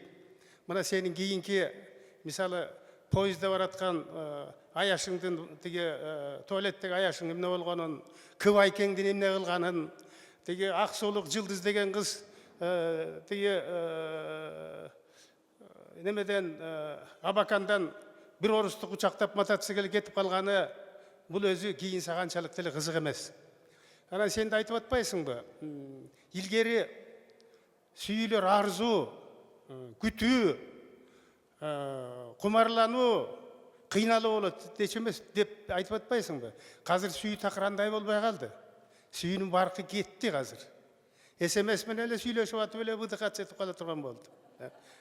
Қазір сүйі деген ақша болып қалды, слушайте. Ақшасы болса жетіншігінде барып сүйіп қалады. Ақшасы болса любой кішіні сүйіп қалады да. Ошон үшін сүйінің барқы кетті. Жана сен айтқан адамдарда сүйінің барқы кеткенін сондай болып атады. Бұл сүйіні действительно абдан ұқмыштай болған айтылшы нәрсе. Бұл сүйіні дағы действительно байқаш керек болып атады, тұрмыш оша қалып барып атады. Эми мынау біз соғыштың балдарыбыз. Мына соғышқа қатысқан емес, соғыштың балдары азайып баратабыз. Мен сені қандайдыр бір шыншалық жаным менен, жүрегім менен сүйіп қалғаным, мен достарымдың дағы бір тауының көбі, біз құрақтылардың, атасы жоқ чоңойышты. Соғышта келбей қалғандары болды. Мұнаның бірі мына жерде мына респекттегі мен досым отырады. Мына дағы комсомолда жүрген қанша достарым бар. Алмас Ырысмендиев деген тоже атасы жоқ. Ақжол Текенайып деген бол шығарып бек білесің, чоң жазушы болчу. Менің досым еле жақшы, анын да атасы жоқ. Дағы толып жатқан менің айылдаштарымның атасы жоқ еле. Мен қандайдыр бір, менің атам соғыстан жарадар болып келіп, мен кейбір уақытта соғышта аячу мында. Қандайдыр ата жөнінде сөз айтқымда келчі емес. Ошы сенің атаң дағы, алар фашисттен мамлекетті елді қорғап жүрсе, сенің атаң да сондай болып айланайын. Ел баған деп жүріп, ошы соғыштағыдай болып кетіп қалған. Так что сен ошол соғыштағы балдарда әлі тұрмышты көрдің. Еме бүті жаздап қалғанда айтарым, сен еме топожалап, қық жыттап, тұрмыштың ылды жағын көрген жігітсің. Ошентіп чоңойғансың. Мына ер жеттің да ғана мына еме дүйіне кесіп жүресің. Бұл чынығы журналист только чыншыл болады. Көйле журналист міндейді, бүгін президент келсе аны мақтайды, ертеңкісін мақтайды, аналар деле журналист деп жүреді. Вот чынығы журналисттер андай болбойт ешқашан. Жана қалпар отырғызып қойғандардың бары сол чынығы журналисттер. Анан сен эме қазір самом деле чынығы журналист деп айтып атпайбыз. Анан сенің келечегің алдыда. Анткени сенің жуайың, өкөңдүн ойлоо ыргагың, сүйлөшүү ыргагың бир. Ошон үчүн сен мекениң үчүн, ата-энең үчүн, элиң үчүн, ата-энең жана арбактарды сенден ошон күтүп атат. Сен көп милдеттүүсүң. Сен жаңыдан эле баштап атасың баатыр. Эмне элүүнүн аркы беркиси эмне слушай. Мына мен 82-демин слушай, так? Мына бул жашооң кандайдыр бир карылык узарып кетти. Жакшы мындай өзүңдү өзүң алып жүргөн кишиге 20-25 жыл узарып кетти. Сенде дагы бир 40 жылдай қазір чыгармачылык болуп атат. Кудай ошондой өмүр берсин, так? Кудай сага кубат берсин. Эмкиде дагы чогулуп алып сен ушундай бир жакшы китептериңди келип дагы келбей дагы ушундай талкуулай бер. Кудай сага кубат берсин. Рахмат. Чоң рахмат. Кийинки куттуктоо сөз коомдук жана мамлекеттик ишмер Берикбаев Дөөлөтбек Кулубаевичке берилет. Кандай гана залкарлардын иш-чаралары өткөн эмес. Мен бир экөөнү айтып коеюн. Чыңгыз Айтмат, Бүйсара Байшеналиева, Абдулас Малдыбаев жана башка. Жеңишинин ушул жерде сенин аталарыңдан, Калый Молдобасановдун, Шүкүрбек Бейшеналиевдин дагы ушул жерде ийгиликтери даңазаланган зал. Бул касиеттүү зал Кыргызстан үчүн. Ушул жерде сенин китебиңдин бет ачары болуп аткандыгы бул өтө символикалуу жана өтө кубанычтуу жана чоң нерселерден келечектен үмүттөндүрөт деген окуя. Мен китебиңди кемел жекеше бүт окуп албадым, убакыт болбоду. Бирок көбүн барактап окуп чыктым. Улам тартып отурат. Китебиңде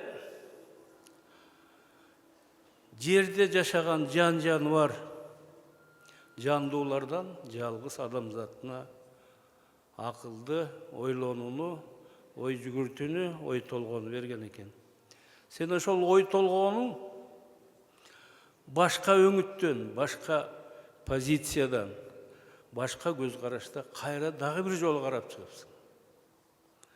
Адамзаттын ой чабытынын, адалдыгын, арамдыгын көргөзүпсүң. Бийиктигин, пастыгын, тазалыгын, ыпластыгын, айкөлдүгүн, тарлыгын көрсөтүпсүң китебиңде сен. Бул турмуш. Сен китебиңдин маңызы ойлонуп иш кылгыла, ойлонуп сүйлөгүлө, ойлонуп иштегиле, ойлонуп чечим кабыл алгыла деген терең философия жатат китебиңде. Китебиңде ойду оңогула, ойду оң жолго салгыла деген пикир жатат китепте. Бул эң туура. Сен ала тоонун койнунда эмес, тетик Альп тоолордун койнунда жатып дагы ушул кыргыз үчүн кам көрүп атканың. Кыргыз коомчулугундагы эң чечилбей келген көйгөй, бүгүнкү күндө аба суудай керек, чечилиши керек проблема, бул сен айткан ойлордун, көп ойлордун туура эместигинде болот. Туура мындай, эгерде ой оң болсо, ой оң жолго түшсө, жалпыбыздыкы. Адамдын жүрөгү тазарат, ниети агарат, аң сезим козголот, эл биригет, мамлекет оңолот, коом өзгөрөт, биздин мамлекетибиз өнүгүп өсөт. Эгерде биздин пикирибиз, ниетибиз сен айткан ойлорубуз оңолсо.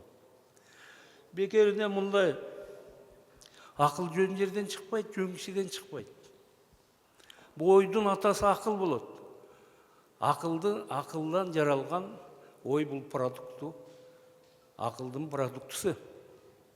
Мен ушул кыргыз айтат экен, бул акыл деген кандан келет деп. Илим айтат, акыл деген бул генден келет деп. Ушуну ойлоп отуруп, менде бир алыскы 70-ти жылдардагы мезгилдер эсиме түшөт. Мен анда 70 жылдын башында 20-дан жаңы ашкан жаш бала райкомдун, Акталадагы райкомдун аппаратында адис болуп иштейм.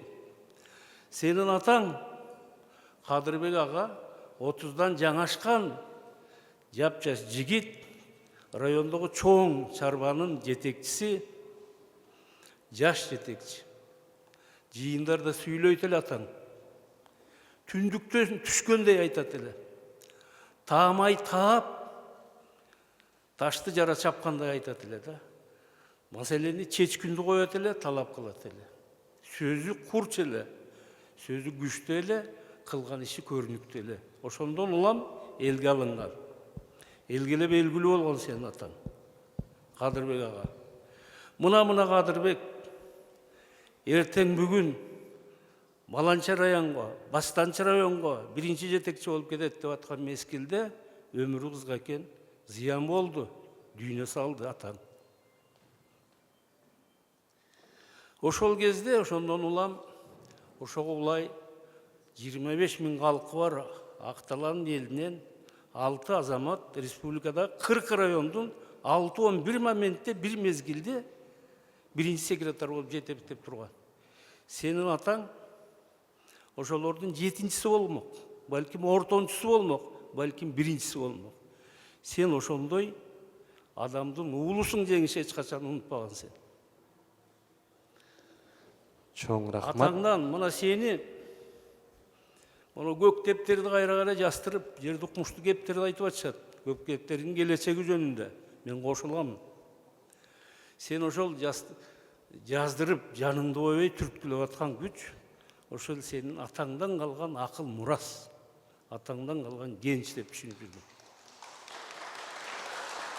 Эми мына алыста жүрөсүң, сен мандикер эмессиң, сен массалык маалымат каражатынын майданчысысың сен. Революционер майданчысың. Сен революция кылып атып иштерден жана бул жерде айтылгандай башка жакта жүрүп атасың. Жакшы болду келип кеткениң, катышканың, эл журтуңду көргөнүңө биз абдан кубанычтабыз. Эми ата салт экен иним, бар болгун. Мен бир сага атайын баш кийимде мелек алып келдим. Баш кийим деген бул кыргыз жигит үчүн, өзгөчө алыста жүргөн жигит үчүн, өлкөсүнөн алыс жүргөн, башка дүйнөдө жүргөн жигит үчүн бул бар бол деген, аман бол деген белги болот. Чоң рахмат. Келсең, мен сага дайындап коеюн, кел. Ыраазычылык сөзүңүз үчүн сизге чоң алкыш.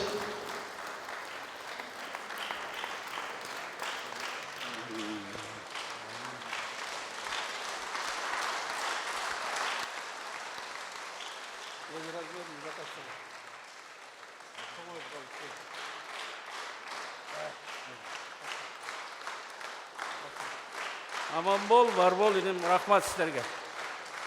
Айтылған бата тилекти баары кабыл болсун. Урматтуу меймандар, коноктор, соңку иш-чарабыздын программалары калды. Алдыңыздарда кайрадан музыкалык тыныгуу тосуп алыңыздар. Кыргыз Республикасынын эмгек сиңирген артисти, эл ырчысы Эстебес тобунун ырчысы Өмүрзак Кайыпов. Жеңүүчү атабыздын көк сулуу чыгармасы менен.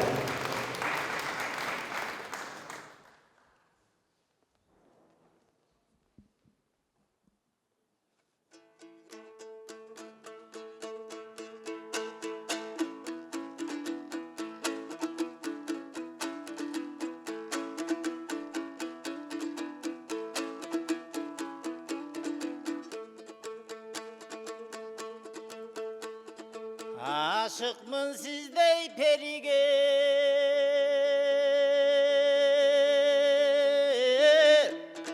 aytalbam sırrım demigen adamdımın çakıynavay aytırvay bilsen emine. Kızıgam sizdey perige kıynalam çındap demige, kişinimin çaçurkatbaydegi kıynavay bilsen emine.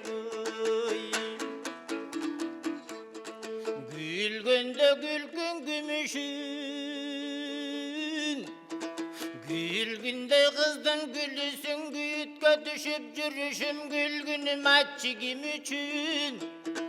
Güydürüm takır üzgüm yok, güygüzüp süyüm ütün, jark etsen gülgün doy gümüşün, jaydarı kızdın doy gülüsün. Jalınga düşüp жүрüşüm je jaljalım açıgım üçün, janыңдан asты çıkkım yok, oldu can kızıp süyüm ütün.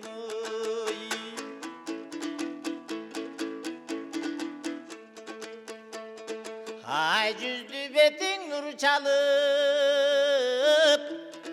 hazilingdin oylasam aylımda jatpayım tın çalıp. Altınım çaçkan jarıktan aylanam görkö kurçalık. Aşıktık iştin ayınan men azaptı tarttım doymun çalık. Güncüzdü betin doy nur çalıp, gülgünün eske düşköndü men günügö jatpayım doy tın çalıp. Gülgünüm çaçkandı jarıktan jegün gölür görkö kurçalık. Kızıktın işi kurusun degi qinon ele tarttımın çalık. Görüşkön günüm saltanat, görkünden ay gün jaltanat, görkömüň jandy göksötüp gömököydüm baltamat. Görünböy geçsen göksulum, gönöklöp gözden jaştamat. Jolukkan günüm doy saltanat, jogurtun ay gün doy jaltanat. Joduragan gelbetiň men jol garap tartsam köp azap. Jolukpay geçsen göksulu, oldu jorugun estep jaştamat.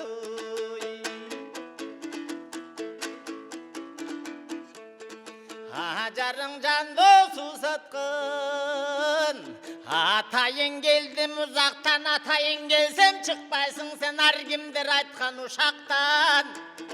Aksulum tura düşünüp menen akılın menen uzatsan, görkömüň jandy doy susatkan, görgönü geldim doy uzaktan. Görgönü gelsem çıkpaysın sen görüngön aytkan uşaktan. Göksulum tura düşünüp meni göngülüň menen uzatsan. Bete gelüdo beldeyin, белги берип чакырсаң сенин белгиңе кантип келбейин көбүргөндү жердейим көңүлүң менен чакырсаң сени көргеле неге келбейин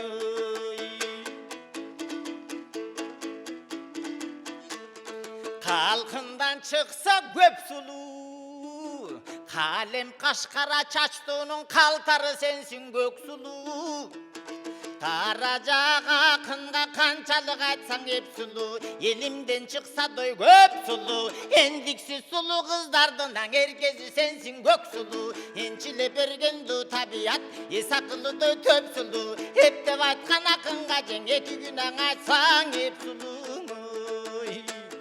Ayava sağa jaraşkın Ak sedep takkan çıptamana könök çengel atsan akkuday göldü kupkana Adamda жоқ сұлулығың арнаған екен құдірет атайла беріп бүт саға Көйгөліп сонынды жарашқан көксе деп таққанды чыптама Көк шайы көйнек киінсеңа көгірді көлді құпқана Қоштығын екен табиғаттан олды қош қолды беріп бүт саға Ай, баракелді. Жеңі жоқ атауыз күнде түнде ұрдай берген екен азыр ысып атыпсыздар ошон үчүн кыскартып ырдадым кечеңиздер куттуу болсун Ай, баракелді. Таңышқан үніміз өшпөсін, ардайым Қырғыз елінен қомызын, Қырғыздың ырын даңазалап жүріңіз, рахмат. Азыр урматтуу меймандар, өзгөчө коногубуз куттуктап келди бүгүнкү иш-чарабызда. Жеңишбек Эдигеев агабызды жогорку кеңештин сессиясынан чыгып, дароо бул жака келип, кайра эле сессияга барат экен. Ошол жерден убакытта атайын келип куттуктап келип олтурат. Кыргыз Республикасынын жогорку кеңешинин депутаты Кадырбеков Нуржигит Кадырбековичке сөз берилет.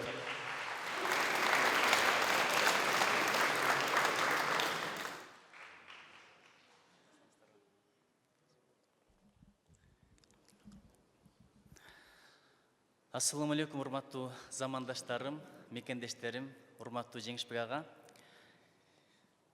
Азыр иш кычаган учур билесиз. Бирок сиздин китебиңизди алып, ушу менен уктап, ушу менен жүрдүм. Сиз экөө замандашпыз, ошону менен да бул китеп мен үчүн өтө баалуу. Кара кумурскалар менен кызыл кумурскаларды биз дагы эстер менен немистерди уруштурат элек. Кызыл кумурскалар тарапта болот элек, ошону көрдүм бул жактан мен. Чындыгында бир учур келет, кантип төрөлдүк, кантип жаралдык. Ошол боюнча макалаңыз абдан жакты. Мага өзгөчө таасир калтырган бир эпизод, ушуну ар бир депутат, ар бир министр, ар бир бай, ар бир би окуса жакшы болот эле. 10 жылдыкка баргандагы, 20 жылдыкка баргандагы эки башка таасир. Убагында класста отуруп дейт, окугандар болсо билет. Жоктомой бар го, ким келди, ким келбеди, ким бар, ким жок деген. Ошол сыяктуу жоктоолор болот эле дейт. 10 жылдыкка барсак, айрым мугалимдер өтүп кетиптир, ошолорду эскердик дейт. 20 жылдыкка барганда тизмелер дагы узарыптыр, эки адамды эскердик дейт. Ошентип жоктоо уланып кете берет экен.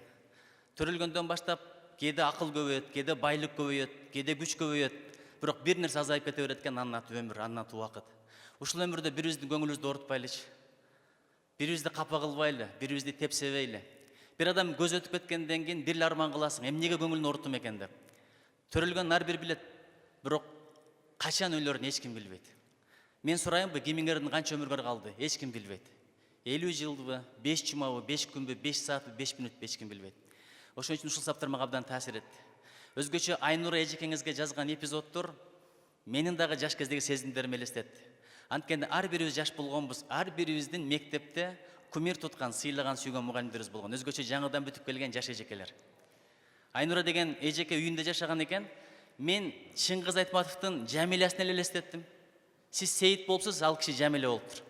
Армандарыңызды да түшүндүм. Балким сүрөтүнүн калбаганы дагы чоң бакыттыр, Жолом Мамытов айткандай. Бул китептин өзгөчөлүгү ушунда, баштап бүтүш керек деген китеп эмес, кайра-кайра окуй бересиз. Ар бириңиздер өзүңүздөрдү көрөсүңүздөр, өзүңүздөрдүн тарыхыңыздарды көрөсүздөр. Эстер деген ушундай болуптур, бардыгын жалпылаштырыптыр. Совхоз менен колхоз деп чарбан эле эмес, тагдырлар да жалпы болуп койгон экен. Акталадагы сиздин тагдырыңыз менен Каракулжудагы менин тагдырым окшош эле экен. Ошон үчүн бул чыгарманы окуган адам ар бир макаласында, ар бир көз ирмеминде өзүн көрөт. Айтматов атабыз кийинки мезгилде башка деңгээлге чыккан, Тавра Кассандраны жазган, кийинки мезгилдердеги Толор Кулагандагысы. Бирок баары бир мен үчүн айылдагы карапайым турмушту жазган Жамилясы бетме-бети башкача. Кызыл жол жалжалымы башкача. Бул жерде дагы Швейцарияга кеткенден кийинки ойлор бар экен, бирок мен үчүн мага жакыны ашказанга сиңген тамак жакшы дейт. Кыргызстандагы айылдагы тагдыр. Мен 17 жашымда айылдан кеткенмин, азыр 45ке чыктым, бирок баары бир айылдыкмын, эч качан шаардык боло албайт экен. Тамырыбыз айылда. Сиздин да тамырыңыз айылда экен. Европада жашасаңыз деле акталалык бойдон калып турсуз. Бул сиздин чоң бактыңыз, чоң дөөлөтүңүз.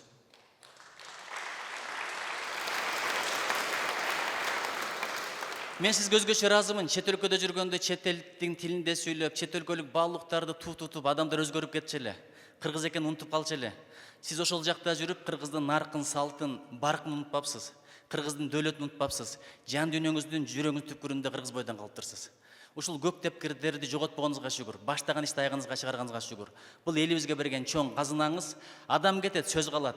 Бул жакта учкул ойлор бар экен. Чындап эле учкул ойлор бар экен. Ошол ойлорду дагы угуп коелу, окуп коелу, амал кылалы. Анткени билиш бардыгынын колунан келет, бирок кылыш бардыгынын колунан келбейт экен. Рахмат ага. Бул жерде депутатыбыз отурат, мурда биринчи жолу депутат болгон Каныбек агайыбыз отурат, Иманалиев. Өкмөттүн отчету болуп калды. Кантип чыгып кеттим, фракциянын башчысы болсом.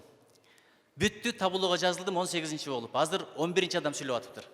Ошон үчүн машинаны жалдадым дагы келдим. Кайра кетишке туура келип атат, болбосо ушундай залкар адамдар турат. Ар биринин сөзү мен үчүн казына болчу. Өзүң кетесиң, сөзүң калат. Жашаганың кетет, жасаганың калат. Бардыгыбыз топурактын алдына кетебиз. Ошого чейин көңүлдөрдү көтөрүп калалы. Пайдалуу иш жасап калалы. Кудай куштай учкандан сактасын, куш учкан менен аркасына из калбайт экен. Балыктай сүзгөндөн сактасын, балык сүзгөн менен аркасына из калбайт экен. Анан эчтеке жасап өткөн адамдын арманы чексиз, анын аркасына из калбайт экен. Сиздин аркаңыздан көп из калат, макалаларыңыз калат, сөздөрүңүз калат, ушунча сыйлаган адамдардын сиз жөнүндө пикири калат, анан көктептериңиз калат. Бул башы болсун, аягы болбосун. Сизден дагы да чоң-чоң классикаларды, шедеврлерди күтөбүз. Рахмат. Чоң рахмат. Урматтуу меймандар, урматтуу коноктор, китептин сүйүүчүлөрү, окурмандар, жаштар, дегиле баардыгыңыздар ушул жерде сүйлөсөңүздөр жарашчудай болуп атат. Баардыгыңыздар бир ооздон сөз айтып, бир ооздон ушу китеп жөнүндө, анан Жеңишбек Эдигеев жөнүндө сөз кылбасаңыздар, бүгүнкү иш-чара шаңына чыкпаса керек. Бирок ар бирибиз сүйлөп отурсак, эртең жок бүрсү күнү ушул жерден кетебиз. Анан кеңешип, кесип, анан эч ким таарынбайт болуш керек деп ойлойм. Баягы тамашалап айтат го, кыргызда сөзгө анан этке анан кепке таарынат экен деп. Анан кудагыйдын эки кудагыйын кудасы конокко чакырып ушу этке дагы таарынбасын, кепке дагы таарынбасын деп экөөнө тең жамбаш тартса, ошондо дагы бир кудагый таарыныптыр. Жок дегенде мага оң жамбашты тартып койбойбу деп. Бура сүйлөгөн күлгөнгө жакшы дейт. Иш-чарабыздын соңку мүнөттөрүнө келип калды.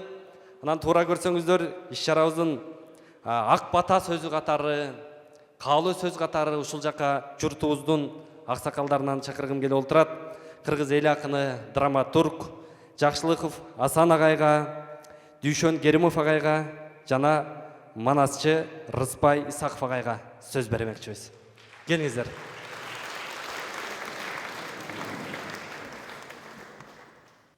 Мен кыргыз прозасы акындарыбыз эми өнүктүрүп атат, ал каныбыздагы нерсе экен. Кийинки өздөштүрүлгөн жанр катары прозабыз кандай болот, кай багытка кетет деп көп ойлонам. Мына Сыдыкбековдун романдары, андагы биздин ата салтыбыз менен тарыхыбыз баштаган жолубуз. Айтматовдун романындагы философияны таап, анан аны жерге түшүрүп, анан турмушка жууруп, образдарга айландырып, сюжеттерге кошуп жасаган чыгармалары ал өзүнчө бир заман экен. Ал эми азыркы заманда мисалы Карамолдонун күүсү, кара күүлөрү элде ошо кара күүлөр бүтүп калбасын деп кийин атай Ниязалы аталарыбыздын жана кол ойногон күүлөрүн чыгарып жаштарды тарткандай, мына бүгүн Жеңишбек инибиз заманбап форманы таап прозага, документалдык проза менен аналитикалык ойду бирге жууруп, анан аны ал ас келгенсип адамдын жааткандай болгон учкул ойлору менен тепчип жазган бул китеби биздин да бир мурдабагы очерк деп жүргөн, эссе деп жүргөн, документализм деп жүргөн нерселердин дагы бир багыты, жаңы бир багыты, жанагындай балким жасалма сюжеттер, жасалма образдар сыяктанган нерселерден кетип, турмуштун өзүн жылаңач караган проза келип атканын бүгүн биз күбө болуп турабыз. Ушул жолуң байсалдуу болсун. Западта, батышта бул эч агыла башталган. Ушул аналитикалык багыттагы турмуштун өзүнөн жылаңач алып туруп жазган чыгармалар. Бул бир четинен көркөм адабиятты, көркөм сөздү жоготсо, бир четинен турмуштун миңдеген сюжеттерин жоготсо, экинчи жагынан азыр эми ушундай тыкан ойлонуп, тыкан жашаган заманга бап келип калды. Кыскасы, сенин ушул жаңылыкты Кыргызстанга алып келген документалдык турмушту документалдык тил менен жазып аткан прозаң бир карасаң абдан жаңы башталыш, экинчи жагынан мурунку прозаны чанып аткан көрүнүш. Ошондуктан бул прозаң элге сиңип кетсин. Өзүңдүн замандаштарыңа жаксын. Ошол заман менен айкалышып кетсе эле бул жаман болбойт. Ийгилик сага. Рахмат. Саламатсыңар, ага туугандар. Жеңиш, ата журтуңа айланып, олжо буйлалуу келишиң менен куттуктайм, иним. Мен мына ол чойгон семиз китебиңди, мен семиз китептерди аябай көп окугам. Түгөлбай Сыдыкбековдон тартып Маркеске чейин семиз китептерди көргөндө чочуп тургам өзүм. Бирок сенин семиз китебиң абдан жеңил китеп экен, ойлорго туңган китеп экен, биздин адабиятка бир жаңы ис сала турган китеп экен. Муну ачык эле айталы. Эми мен бир эки мисал айтайын. Бакытты да, сүйүүнү да терең түшүнгөн аздык кылат, аларга жолугуш керек дейсиң. Вот жолуга албай өлгөн көп киши. Өзүн изоляцияга салып өлдү. 30 жылда көбү.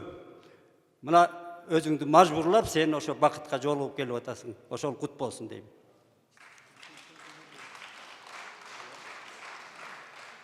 Бирөөлөр басып өткөн жолун жазат. Мен басылбай калган жолдорду да айткым келет. Эмне кызык десе жолдор кызык дер элем. Алардын кызыгы эч качан бүтпөйт, түгөнбөйт. Анткени бас жол ушунча узун, өмүрүбүз ушунча кыска дейсиң. Эмне азап жолуңду табыш азап, эмне оор жолуңду табыш оор, эмне жок, жеңил жол жок. Бүтпөгөн эмне бар десең, жолдун жомогу бүтпөйт. Жеңиш, сен жолуңду тапкан экенсиң, дагы ошон үчүн куттуктайм. Рахмат.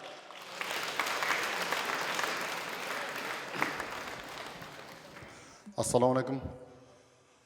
Өзү мас болгон кишиге акыл айткан туура эмес, чарчаган кишиге акыл айткан туура эмес. Анан ошондой учурларда көп сүйлөп алганда туура эмес. Мен көп эле сүйлөйүн деп атам эле, баарыбыз чарчап калдык. Ал эмес мончодо тердебеген жаным ушул жерде тердеп атам, ошол ушунча ысыкта, ушунча аптапта чыдап угуп турган баарыңыздарга ыраазычылык билдирем биринчи. Экинчи, окуяларды шашпай Фейсбукка жазайын жеңеше, себеби биздин тагдырыбыз бир, студенттик доорду бир өткөргөнбүз, чоң кызыктар бар. Жеңиш мага дем берген, Элмурат, Жеңиш деген эки жигит бар эле, аскерден келген. Мына ушулар биздин канатыбызга канат болуп, мадрабаш кезден келген, биздерди алдыга сүрөгөн балдар. Кыргыз айтчу экен, бабаларыбыз айтчу экен, атымдын туягы жеткен жер менин жерим дечү экен. Ээр каш менин алтын тагым дечү экен. Анын сыңардай кыргыз бүгүн бардык жерде жүрөт. Кыргыздын аягы баскан жер демек биздин мекенибиз деп биле берсек туура болот деп ойлойм. Анткени ар бир кыргыздын жүрөгүндө мекен жашап атат, аны Жеңишбек далилдеп атат. Ишиң ийгиликтүү болсун, изиң сүйгүлүктүү болсун, кадамың жетпеген жерге каламың жетсин, каламың менен кошо кабарың жетсин. Амин. Рахмат. Барыңыздарга өзгөчө ыраазычылык билдиребиз. Урматтуу меймандар, ушундай жайдын саратан ысыгында жолукканда насип болсун, кыштын чыкыроон чилдесинде да жолуккан насип болсун. Анан бүгүнкү кечедеги соңку сиздин автордун ыраазычылык сөзү болсун. Чоң рахмат. Мага баары жакшы болду, бирок сөз жеткире албай калганым жаман болду. Чын менен уш жердеги ушунчалык жыртыгышкан жакшы адамдарды көрүп, ушулар сөз сүйлөлбөй калганына өкүнүп атам. Бирок биздин баягы мамилебиз ушул нерсеге байланган эмес. Биз дайыма биргебиз. Анан биз эми адамдар алыкул акыныбыз жазмакчы, көп ооругуч, көп өлгүч, көп чарчагыч ушундай экенбиз. Бирок эми биздер баарыбыз оорубай жүрөлү, узак жашайлы. Швейцарияда орто жаш өмүрү 84 экен. Бизде да ушундай 84 максат болсун, узак жашайлы. Чоң рахмат сиздерге. Чоң рахмат. Чоң рахмат. Жеңишбек ага, ушул жердеги келген ар бири улуу окурман, ар бири жөн инсандар эмес, ар бири бир кесиптин, бир иштин өтөөсүнө чыккан кыргыздын кыраан каймактары отуруп сиздин китебиңиздин бет ачарына көп олтурат. Жакында саналуу күндөр эле эмес, саналуу сааттар калыптыр сиздин кайрадан Алпы тоолоруна учуп кетишиңизге. Ошол жактан кайрадан ушул жактан элдин алдына дагы жакшы барыңыз дейбиз. Кайра жеңил барып Женевадан оор келиңиз. Дагы бир көктептердин экинчисин күтөбүз. Чыгармачылык эргүү каалайбыз. Калемиңиздин сыясы түгөнбөсүн. Дайыма эргүү менен, дагы да мекенге болгон сүйүү менен керемет чыгармаларды жазат деген ишеничтебиз. Рахмат, сіздерге рахмат. Ыраазымын. Өмүр өткөнчө таңкташып, жазышып жүрөлү, эстешип жүрөлү. Урматтуу. Сиздер мен үчүн баягы бүт элек эми башталган чыгарма болуңуздар. Мен урмат кылам сиздерге. Рахмат. Автордун жылуу пикири болду. Урматтуу меймандар, алдыда чыксаңыздар, автордун кол тамгасы менен китеп алсаңыздар болот. Бул жакта көктептер менен сүрөткө түшсөңүздөр болот. Эң кызыгы ушундай аптаптуу ысыкта Ак-талаанын кош төбөсүнөн сабоо чанашта жапжаңы келген саамалгымыздан ооз тийип, оң жактагы баарыңыздар даярдалган дасторконго бурулуп даан сызып кетиңиздер. Жакшы күндөрдө, жакшылыктарда көрүшкөндү жараткан насип кылсын. Жакшы барыңыздар. Кайрадан Жеңишбек агабыздын чыгармачылык кечесинен көрүшкөнчө.